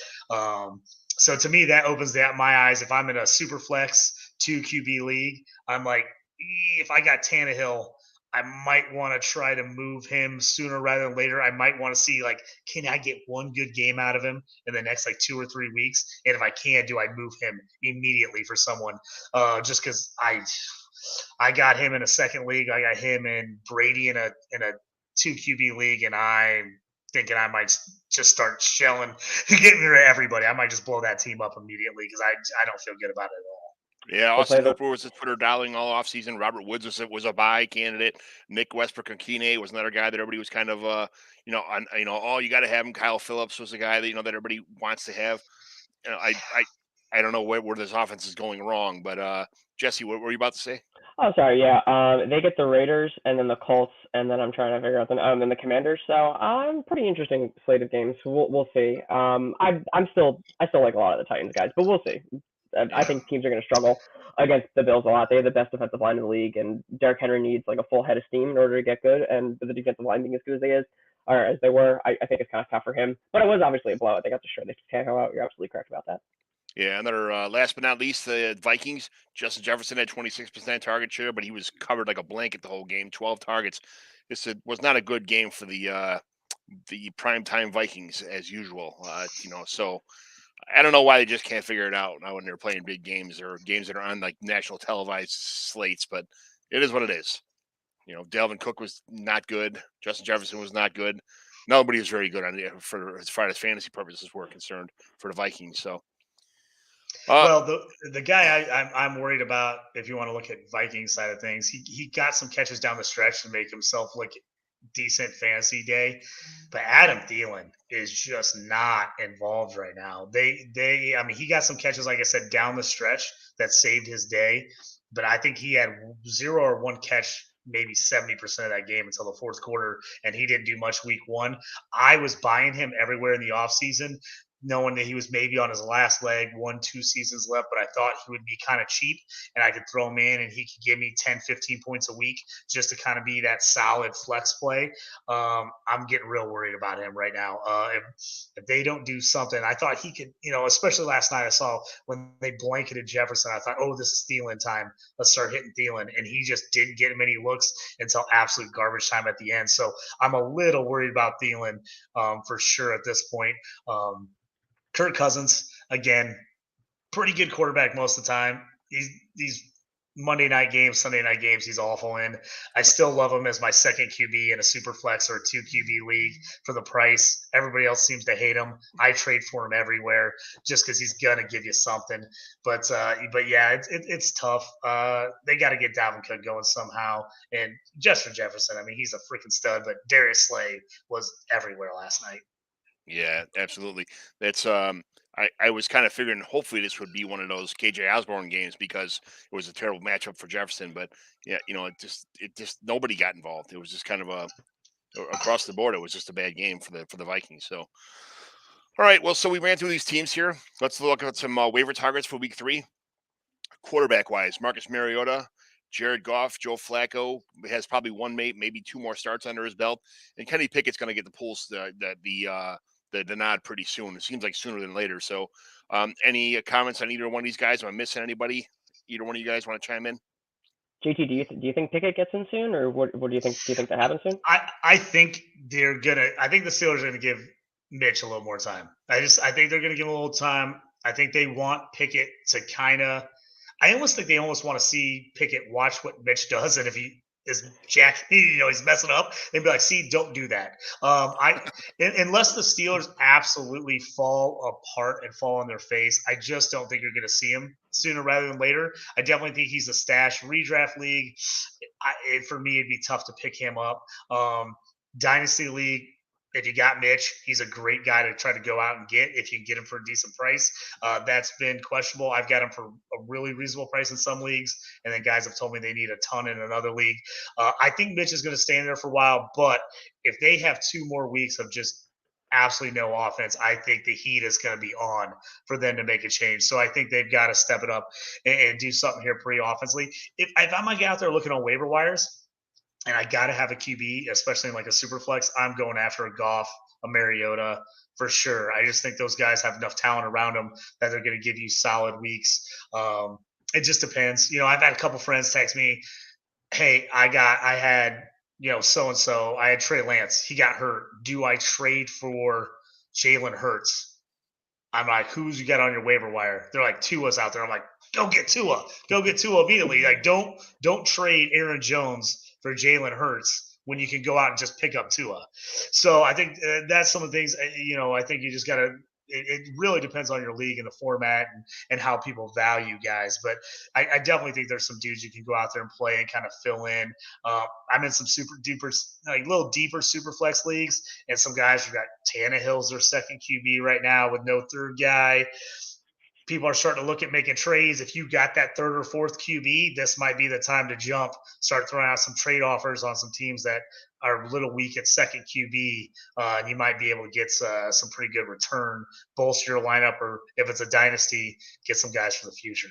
Yeah, one of the teams in my league had Dak, Trey Lance, and Ryan Tannehill as their 3 starting quarterbacks, and it's like, man, the whole house of cards is kind of collapsing on him right now. Yeah, that's a bad position to be in. Yeah. Running backs: Raheem Mostert, Miami; Tyler Algier from the Falcons; Darrell Henderson and Eno Benjamin, which we talked about before; Jordan Mason, San Francisco, which I like. He's on all my teams. Marlon Mack might be a sneaky pickup. He just joined the practice squad in San Francisco. These are possibly temporary solutions anyway. Minus Mostert and Algier, I think Mostert may be getting the nod, getting the edge in this running back race in Miami.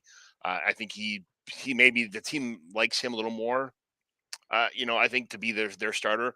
Algier might be someone who just out of necessity just kind of sneaks his kind of nudges his way in this starting role as the season progresses.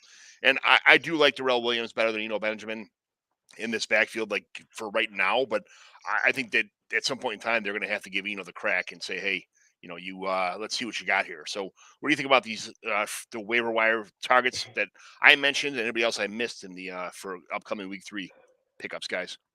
I'm probably staying away from Mostert. Like I said, when we talk about Miami, I'm just not sure who's going to get the ball there. I like Algier a lot. I liked him as a running back coming out of college. But we'll see how the breakdown goes. He could be in a split with Cordell Patterson, and with Atlanta being, I don't think, very good, it could be kind of tough for him to get a good amount of work. I like I think Mason's my backup choice in San Fran, and that's kind of where I'm at. Yeah, I've struggled with that San Fran backfield in a few leagues over the years. Mozart, again, a guy, when he stays healthy, he's been pretty productive. The issue with him is how long is he going to stay healthy? So I was looking on a couple waiver wires last night. I saw Mozart out there in a few leagues, and I'm like, do I want to take the chance? Do I pick him up? If I do pick him up, am I even going to play him? So I think that's the other thing for me, waiver wire wise. I'm looking at it right now and going, am I going to play this guy? Is he a handcuff for somebody to have? Or am I going to block somebody else with this guy and take him because of that reason? Because I just don't know if any of these guys are going to be super playable or give you much production at this point. I think they're making a little more dart throws here. But I don't love any of those guys. Darrell Henderson's a guy I like, but he should be rostered in every league. If you can go get him, I like the idea of getting him. One problem is now that he's kind of taken the starting job from Akers a little bit, he's probably going to cost you a little more than you want to spend on him. But if you have somebody that doesn't like him, he might be a decent move. Or if you have a guy that has Akers and you got him and you can get something in return, so he's got both of them, he wants to handcuff there, that's maybe the move. I feel like there's maybe a couple more pickups at wide receiver that make a little more sense, but just kind of depends on your league. Yeah. Trade just happened in my league. I'm looking at it right now. Notification came off. DK Metcalf got traded away to import Garrett Wilson on a different team. Receiver for receiver trades are a little bit sketchy, as far as that goes. And both these guys, I feel, are. Who do you think won on this trade? Is that dynasty or sorry? Is that redraft? It's dynasty, yeah. Ooh, I like DK. I take the DK side a lot. So yeah, I think that one's tough because you're looking at two teams. I think both those guys are talented. They're tied to a QB. If I'm taking DK in that situation, I'm hoping that Seattle starts to really suck really quickly, and then they get one of the top QBs. Yeah, I think that he gets matched up with a top QB. To me, now. Is Zach Wilson going to be really good? I'm not really a Zach Wilson guy. I never have been a Zach Wilson guy. Does he get any shot? I don't know if he'll work out or not. But at this point, you're the Jets. You have to give him the next 3 years. So if you're not in on Zach Wilson, then I'm probably going DK long term, especially if I'm in a league where I'm building and I'm like, hey, I can wait if DK doesn't produce this year. Totally good because I'm going to get him locked up with a CJ Stroud or a Young next year, someone like that. Because at this point, when you don't start Drew Lock for Seattle, you've pretty much already said we're going QB next year in the draft. I mean, you can't with a straight face say, well, Geno Smith's our future. No, come on. Absolutely. He's not. It's ridiculous. What about Drew Lock, man? Oh, I'm so mad about Drew Lock. I'm a Mizzou guy. I told you guys I went to Mizzou. Yeah. I saw Lock a lot in college. I think the guy has a lot of ability. I was hoping he was just going to get this year. Give him one full season, even if he fell flat on his face. Give him one full season to see if he can get it done. Plus, I actually liked Lockett and DK's fantasy value with him because he's a guy who loves to throw the deep ball and has no problem chucking it. And that's why I thought if he starts, I actually am going to go get a couple of those guys because I know he will air it out. He does not care. So, but not to be had unless a Geno injury happens. I'm just going to sit there and watch Luck dance on the sideline all season and never play. I think Pete Carroll loves Drew Lock, and I think he wants him to be the quarterback, but it's just not going to happen. I don't think they're going to have to move on. It is what it is. Yeah, he's just. I mean, again, I think the guy has talent. I think the issue with him is you're just not 100% sure about him. Is he making the right plays? Is he going to make the right call? The guy's got arm. I mean, guy's got arm strength. He can chuck the ball. The question is, I think everybody always talks about his decision making with him.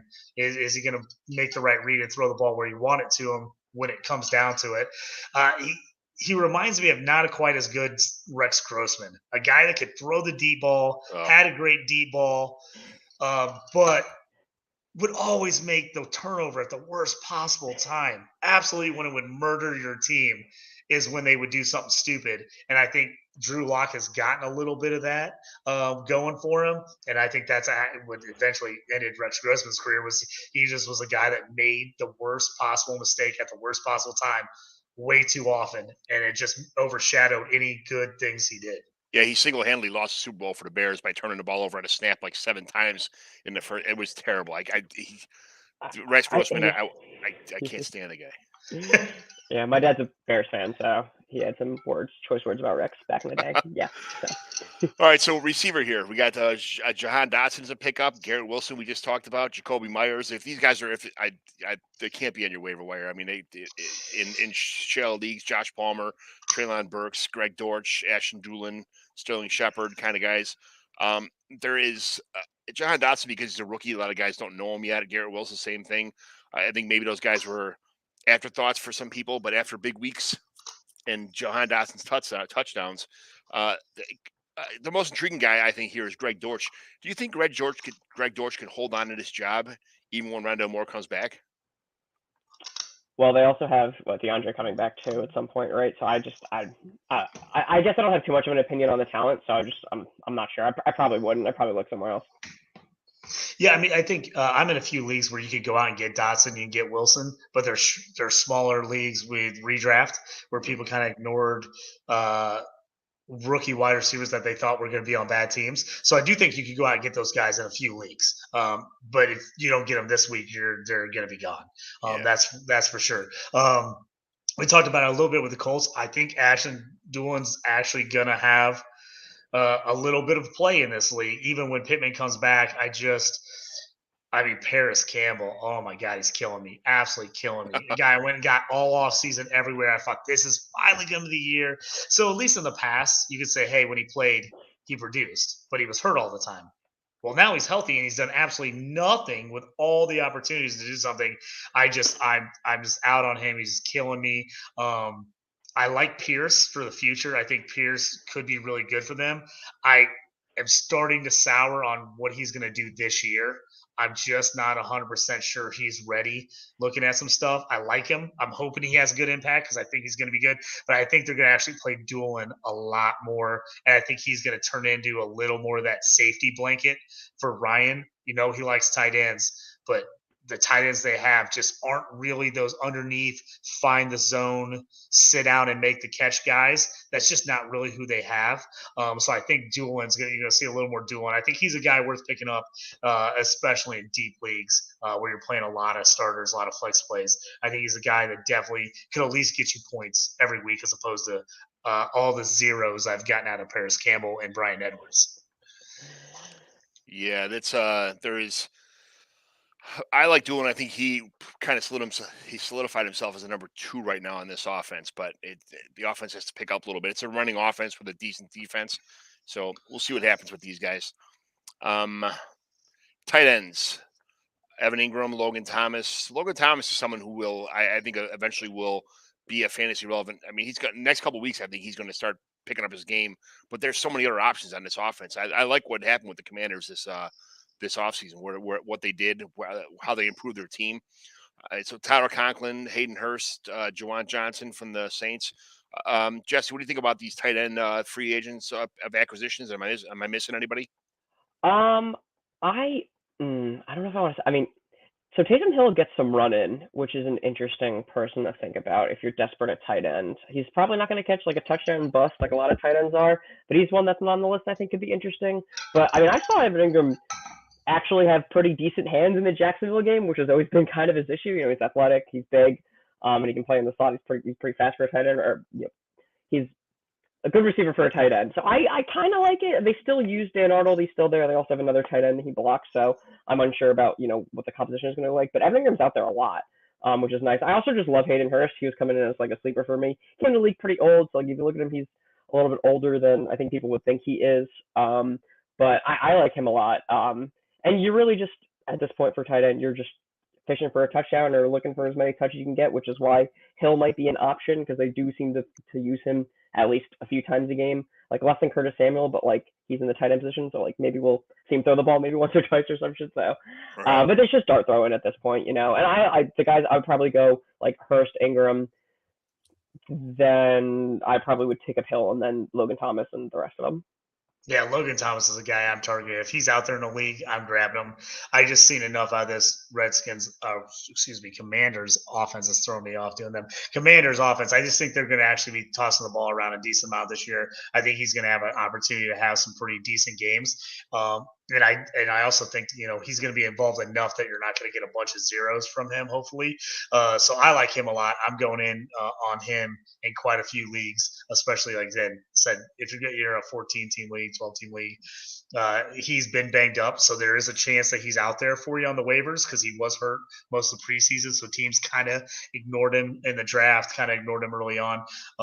So he's a guy I definitely would pick up because – again, as we talk about those guys that have pretty good talent but make the worst turnovers, the worst ball time is Mr. Carson Wentz himself. Guy can do some really good stuff. Guy's got talent. He can keep the offense in it. Obviously turnovers and major mistakes at the wrong times have been his problem, especially with the Colts last year, as I saw a lot of. But the guy can get you some fancy points. So I like a lot of the players on that Washington team as far as offensively concerned for fantasy purposes the rest of the season. Very good. That is the waiver wire for this week. That'll be an ongoing fluid process, picking up guys every week after injuries or, guys stepping up or whatever else happens. So we'll keep in touch with that. We do a team evaluation here every week. Look at what are the team's biggest needs. Who's your keep, trade, cut guys? Who would you trade for to improve this team? And, who'd you send away to do it? That kind of stuff. This is the team we're looking at this week. Is a 12-team Dynasty Superflex League, PPR, no tight end premium, 12 starters, quarterback, running back, 3 wide receivers, tight end, 2 flexes, Superflex, and then a defense and a kicker, which I think are useless in Dynasty. And then some 20 bench spots, no position limits, pretty much normal scoring, bonuses for long plays kind of stuff. His rookie picks, he's got 2 23 seconds. One early one probably and one mid run because this team's kind of a mid team when we look at it a minute. I'm going to bring the team up now.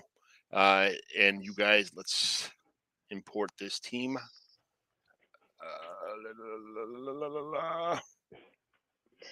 Oh, wait, hold on. Share my screen. I don't know what I'm doing here. No, you're good. You're good. Share screen. Here we go. All right. So this is the team we're looking at. Their quarterbacks, Matt Ryan. They got James Conner and Zeke Elliott as the starting running backs. Mike Williams, Allen Robinson, Darnell Mooney as the wide receivers. Tight ends, Evan Ingram. Again, non-tight end premium. Rashad Penny, Juju Smith-Schuster, Justin Fields is the flex players are Penny and Juju. Justin Fields is the quarterback 2 to super flex. And then, I don't know, Matt Gay and Buffalo Bills, whatever. That's great. Teddy Bridgewater, Baker Mayfield, Tyrod Taylor, Dak Prescott are the backup quarterbacks or backup running backs. Zach Moss, Dontrell Hilliard, Dearness Johnson, Jordan Mason, Ty Chandler. And then those are the backup running backs. Receivers, Corey Davis, Treylon Burks, Robbie Anderson, Ashton Dueling, Will Fuller, Devin Duvernay, Gabe Davis are the backup wide receivers, and George Kittle and Njoku and are the tight ends. So he's got an extra kicker and an extra defense on here, which whatever. And then an IR, he's got James Washington, Elijah Mitchell, and Justin Ross for the future. So he's got Elijah Mitchell coming back in a couple weeks. But what do you guys think about this team? What would you do to start it off? We'll start off with Jesse. Give me some. You're the new guy here, so let's talk about what you would do on this team. Yeah, so I don't really play too much Dynasty, but I do have opinions on it for sure. And maybe this is off base for Dynasty. I'm not sure, but I wonder if this team is just like kind of in the middle, like in the middle of the road. Like they don't really have an identity. Feels like they've got a lot of maybe older guys or guys I perceive as a little bit older than you would like to start out 0-2. I mean, Baker's hurt. I'm sorry, Dak is hurt. Baker looks like shit. And you got Matt Ryan on the team, and Justin Fields, very young quarterback, very old quarterback, and the middle of the road guy. I feel like I'm seeing a decent amount of that, maybe in like the wide receiver stuff too. I think they've got good players on here. I just wonder if you want to like trade your young guys, just go for it, or just like trade your old guys and then rebuild. Like I feel like maybe I'm off base again, but I feel like this team is too middle of the road for Dynasty, where I'm just like I don't see this as a championship team. Maybe other people do, and I could totally be off base. But I don't really see this team as like struggling too hard. I mean, they're dealing with quarterback injuries, which is obviously tough. But I kind of feel like maybe this person needs to find like an identity where they need to either go hard to try and win now, or they need to trade away some guys and do it. Because I think there could be some good values in guys like Gabe Davis, even what you can get out of Kittle, Penny too, probably if you're gonna like try and trade these guys to guys who are trying to compete this year and then go for it. Because I like Traylon Burks a lot. I mean, I still like Kittle and I like Gabe Davis. Well, actually, I don't like Gabe Davis at all, but people do like him. He's a good trade value, or he's got a lot of trade value, I think. I'm not a huge fan of Justin Fields either, but, running quarterbacks are cheat codes. And I like Juju a lot, but I do feel like this team is a little bit too middle of the roady for me, and I would try and go in one direction or the other. But I'm not a big dynasty guy, but that's just kind of how I see it. JT? Yeah, so I am usually heavy in one way or the other. I think you got to decide your team going for it, or you got to rebuild. I just see people just wade away in the middle all the time, and it drives me crazy. I think you got to pick a lane. I think if you look at this team, go back 3 weeks, and you look at this starting lineup 3 weeks ago. If I was looking at this team 3 weeks ago, I think I'm possibly a contender. I think I'm outside, but I think a couple things break right. I do something here or there. Guys show up. I think I'm in the mix. Now, a couple weeks in, I'm re-looking at this team now, and now I'm feeling like this team would have to have a miracle to turn around this year. I just don't think there's any way this team competes in your league unless it's a really deep league and there's a ton of people that are just missing. But to me, this league or this team in this league, it just feels like I would start looking for the future. You got some pieces here.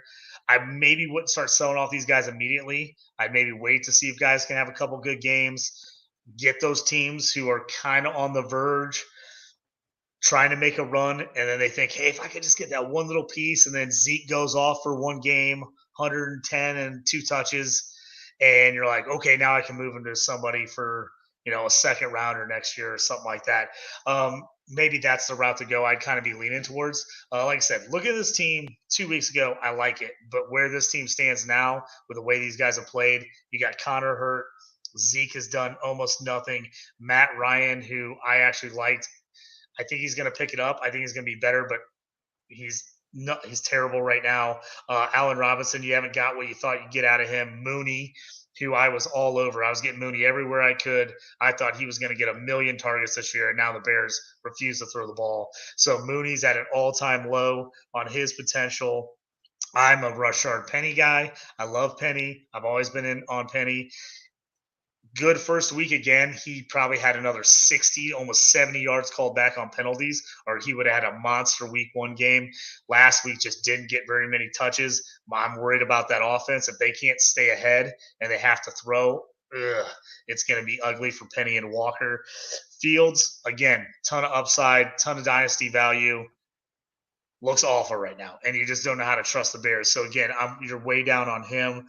I like Juju a lot, but he still hasn't totally got in. Prescott, hurt.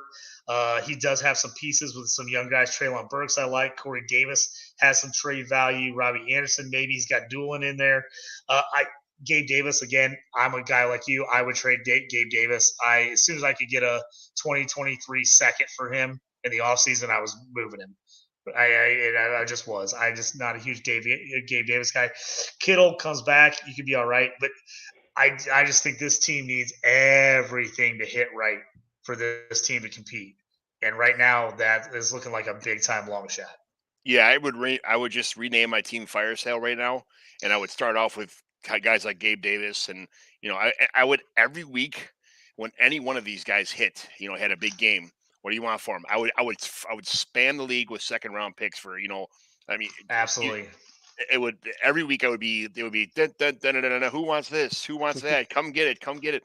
I would little one by one, 23, 24, first and second round picks for everybody that had a good game.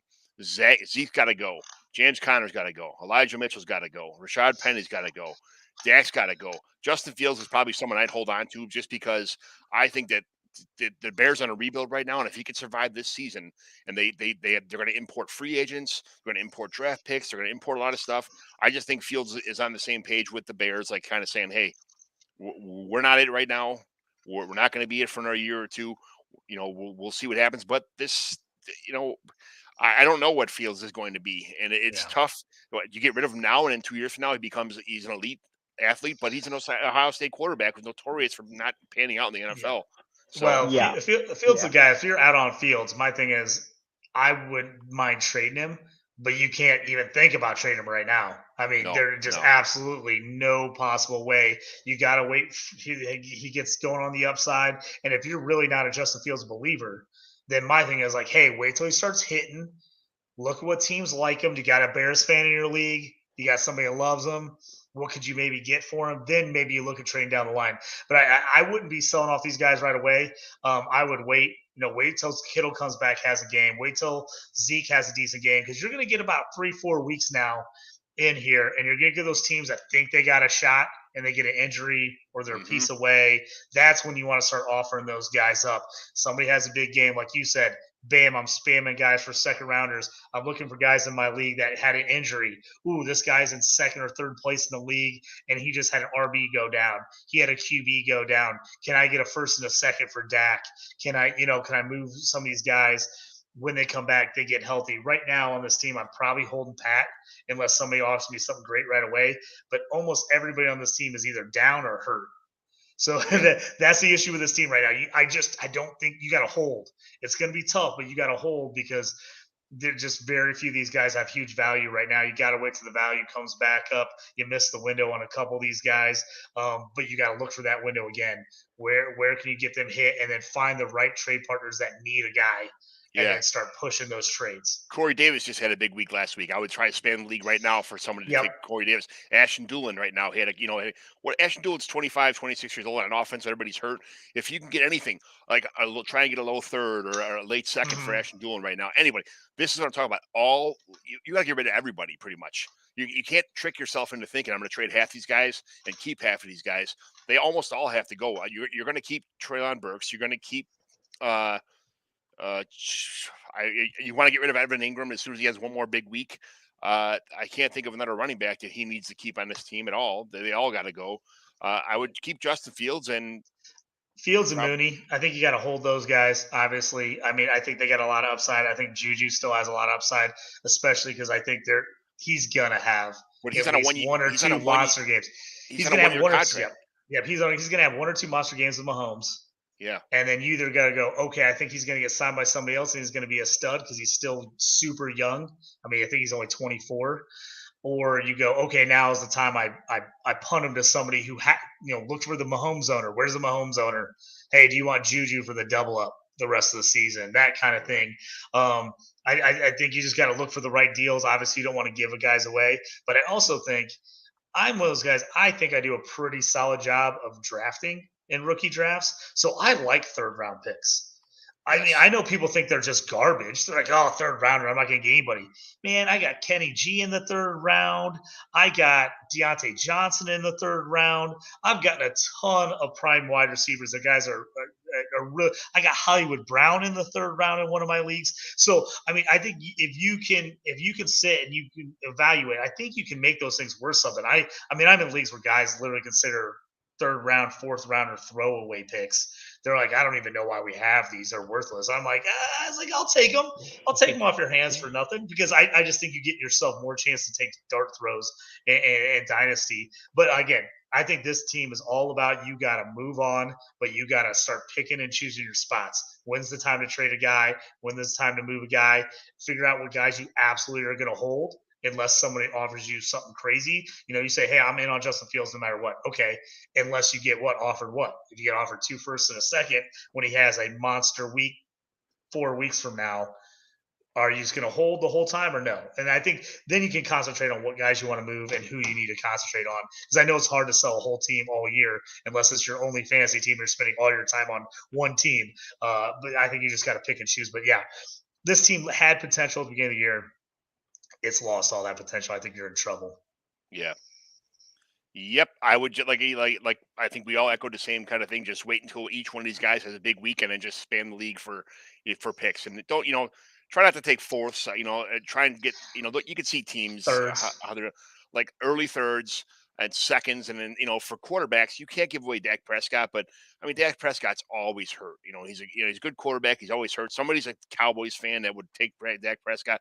You can get 2 firsts for him, or try and get a younger, I don't know who's all these quarterbacks in the last class were kind of trash, especially where they were drafted at. And draft capital is pretty important in the NFL. So, Dak Prescott, I would try and get a couple firsts next year. There's a lot of quarterbacks coming out, a lot of running backs coming out, a lot of good receivers coming out. If you can sucker somebody in a first round picks for a handful of these guys, when Juju has a big game with 2 touchdowns and 150 yards. To try and get a first for him, try and get 2 firsts for him, try and get a first in 2 seconds or something like that from the Mahomes owner. You can make these things happen. You have to work. It's going to be a work in progress all season long. Get rid of these guys one by one, but they all got to go. The one thing I wouldn't be afraid to do in this league is look at those 2024s. Look at those 2024s. Yeah. You're not a year away here, and everybody loves the 2023 picks right now. Everybody. So they're going to be hard to come by. So that's what I've started to look for in a lot of my dynasty leagues, where guys are absolutely gripping to their 2023 first and 2023 seconds. I'm like, I'll take a 24 second. I'll take a 24 first. And I'm getting a lot of 24s from people because they're just so all over next year's team, especially either I'm in a league where I don't need that guy right now. So I'm like, I'd rather have the pick in 2 years because I don't need that guy right now. Or I look at my team and I'm like, I'm at least 2 years away from even doing anything. 2 to 3 years. Actually, you might be better off because you're helping yourself in the future because you're going to tank next year anyway. You're going to suck next year anyway. So, hey, move it back, take a 24. I mean, if your league allows 25 trades, how deep is your league? How often do people stay open? I know people are really iffy 2 or 3 years out, but I'm in a couple leagues that are moving 25s right now, and I'm getting some guys that are like going all in, and they're like, okay, 25 first, I don't care. And you're like, all right, my team is like middle of the road. I'm not going to do nothing. I might as well trade a Tom Brady for a 25 first, or a 25 second. And again, obviously you're taking chances that your league's still around at that point. I wouldn't do it in an iffy league, but if you're in a league that's pretty stable, it's been around, it's a possibility. So I definitely, if you're not getting any traction on the 23s, don't be afraid to move on to 24s because you're not a 1 year turnaround with this team. You're 2 or 3 years in. Yeah, this is in a league where they just had a trade happen. It was Najee Harris and a first round pick, a 2023 first for Michael Thomas. So, I mean, that's Michael Thomas is 30 years old in a dynasty league, and he's not. He's a good player, but he's a notorious. He's hurt all the time, especially coming off lower body situations. If you're not in win now, right now, and the last thing you need is if you had a plethora of running backs, and you can afford to get rid of Najee Harris, and you knew that you would win right now. You were so good, you didn't need Najee Harris or a 2023 first to have any kind of. I mean, for Michael Thomas, I don't understand that trade at all. But if those are the trades that are going to happen in a league like this, you got to take advantage. Yes. That's what I'm saying. You got to take advantage. Sure. If you're seeing moves like that, you got to be like, hey, man. I can get you guy for this. I can get you for this. Well, and again, I'm in certain leagues where when guys are not good a lot in dynasty and they have a good team, they're willing to go all out to try to get that one title, to get that one, grasp of the money. And you can fully take advantage of those guys because they're like, hey, I need this guy. I need one more piece. I need one more piece. And you just keep hammering those guys and do what you can. So, I mean, you just got to kind of fill out your league. But yeah, if you can start pounding guys for 23 first some of those guys, honestly, I would even package 2 of those guys or 3 of those guys for like a 23 first and a third, and be like, here, I'm giving you 3 pieces. Look what I get in return. So you just got to kind of fill out your league and see how it works. But I definitely would not stay where I'm at, because unless miracles happen, I just don't see that team competing this year unless everyone comes back to preseason hype and form. I just don't see that team competing. Yeah. All right, Jesse, you want to tell everybody where they can find you on the Twitter machine, what you do besides Twitter, any other social media stuff you got going on, where they can find you at, what you do, kind of let everybody tell it. Yeah. No problem. Yeah, you can find me on Twitter at Bacon Games Jesse. I do a lot of betting stuff on there, and I talk shit, which is fun. I don't want to jinx it, but man, I am super good at over-unders. I am 16-3, and I'm plus 10 units on the year so far, so I feel pretty good about my over-unders. It was good last year, finishing it out, so you should check that shit out if you want to make some goddamn money. So. All right, JT. Yeah, I'm usually on Twitter a lot most of the time talking Dynasty. Like I said, I play in every format. I'm in Best Ball. I'm in Dynasty Best Ball. I'm in IDP. So a lot of people ask me about IDP because a lot of people don't play IDP. I'm in a couple IDP formats. I do redraft. I do keeper league. I've kind of got a little bit of handle on everything. So I'll talk to you about that. I'm definitely getting in the gambling space on Twitter. Follow a bunch of guys. Kind of will throw things around there with quite a few people. So you can find me at JT Orange on that. Also, if you're in the Dynasty Theory Discord, I tend to be in that quite often, kind of talking trade values, talking gambling, what I like that week, what's coming up. Like I said, I'm mostly in football, but I get into a lot of college stuff. I do C2C. So, like I said, I'm kind of all over the place and kind of follow a lot of things. So those are the best places to kind of find me roaming about and talking is on the Discord. I'm usually the JT Orange or JT Orange 4, and then my Dynasty teams are all Steel Horseshoes. So anybody jumping around on that is Steel Horseshoes, usually what most of my teams are. I'm John McGlynn. This is the Commissioner Evaluation Podcast. You can find me at John McGlynn 75 on the Twitter machine. That's pretty much my home where I do all my social media stuff because I'm not cool enough to be on. I try to do TikToks once in a while, but it's a mess. It's a disaster. So I just stick to Twitter. I'll stay in one lane kind of thing. And that's it. So. But thanks a lot. Thanks for watching tonight. Thanks for listening. That'll be on podcast tomorrow morning when you wake up. And if you got a couple hours to spend listening to a podcast, put it on 1.5 and it'll be an hour and you'll be good. So thanks a lot for listening. Talk to you guys later. We out. Thank you.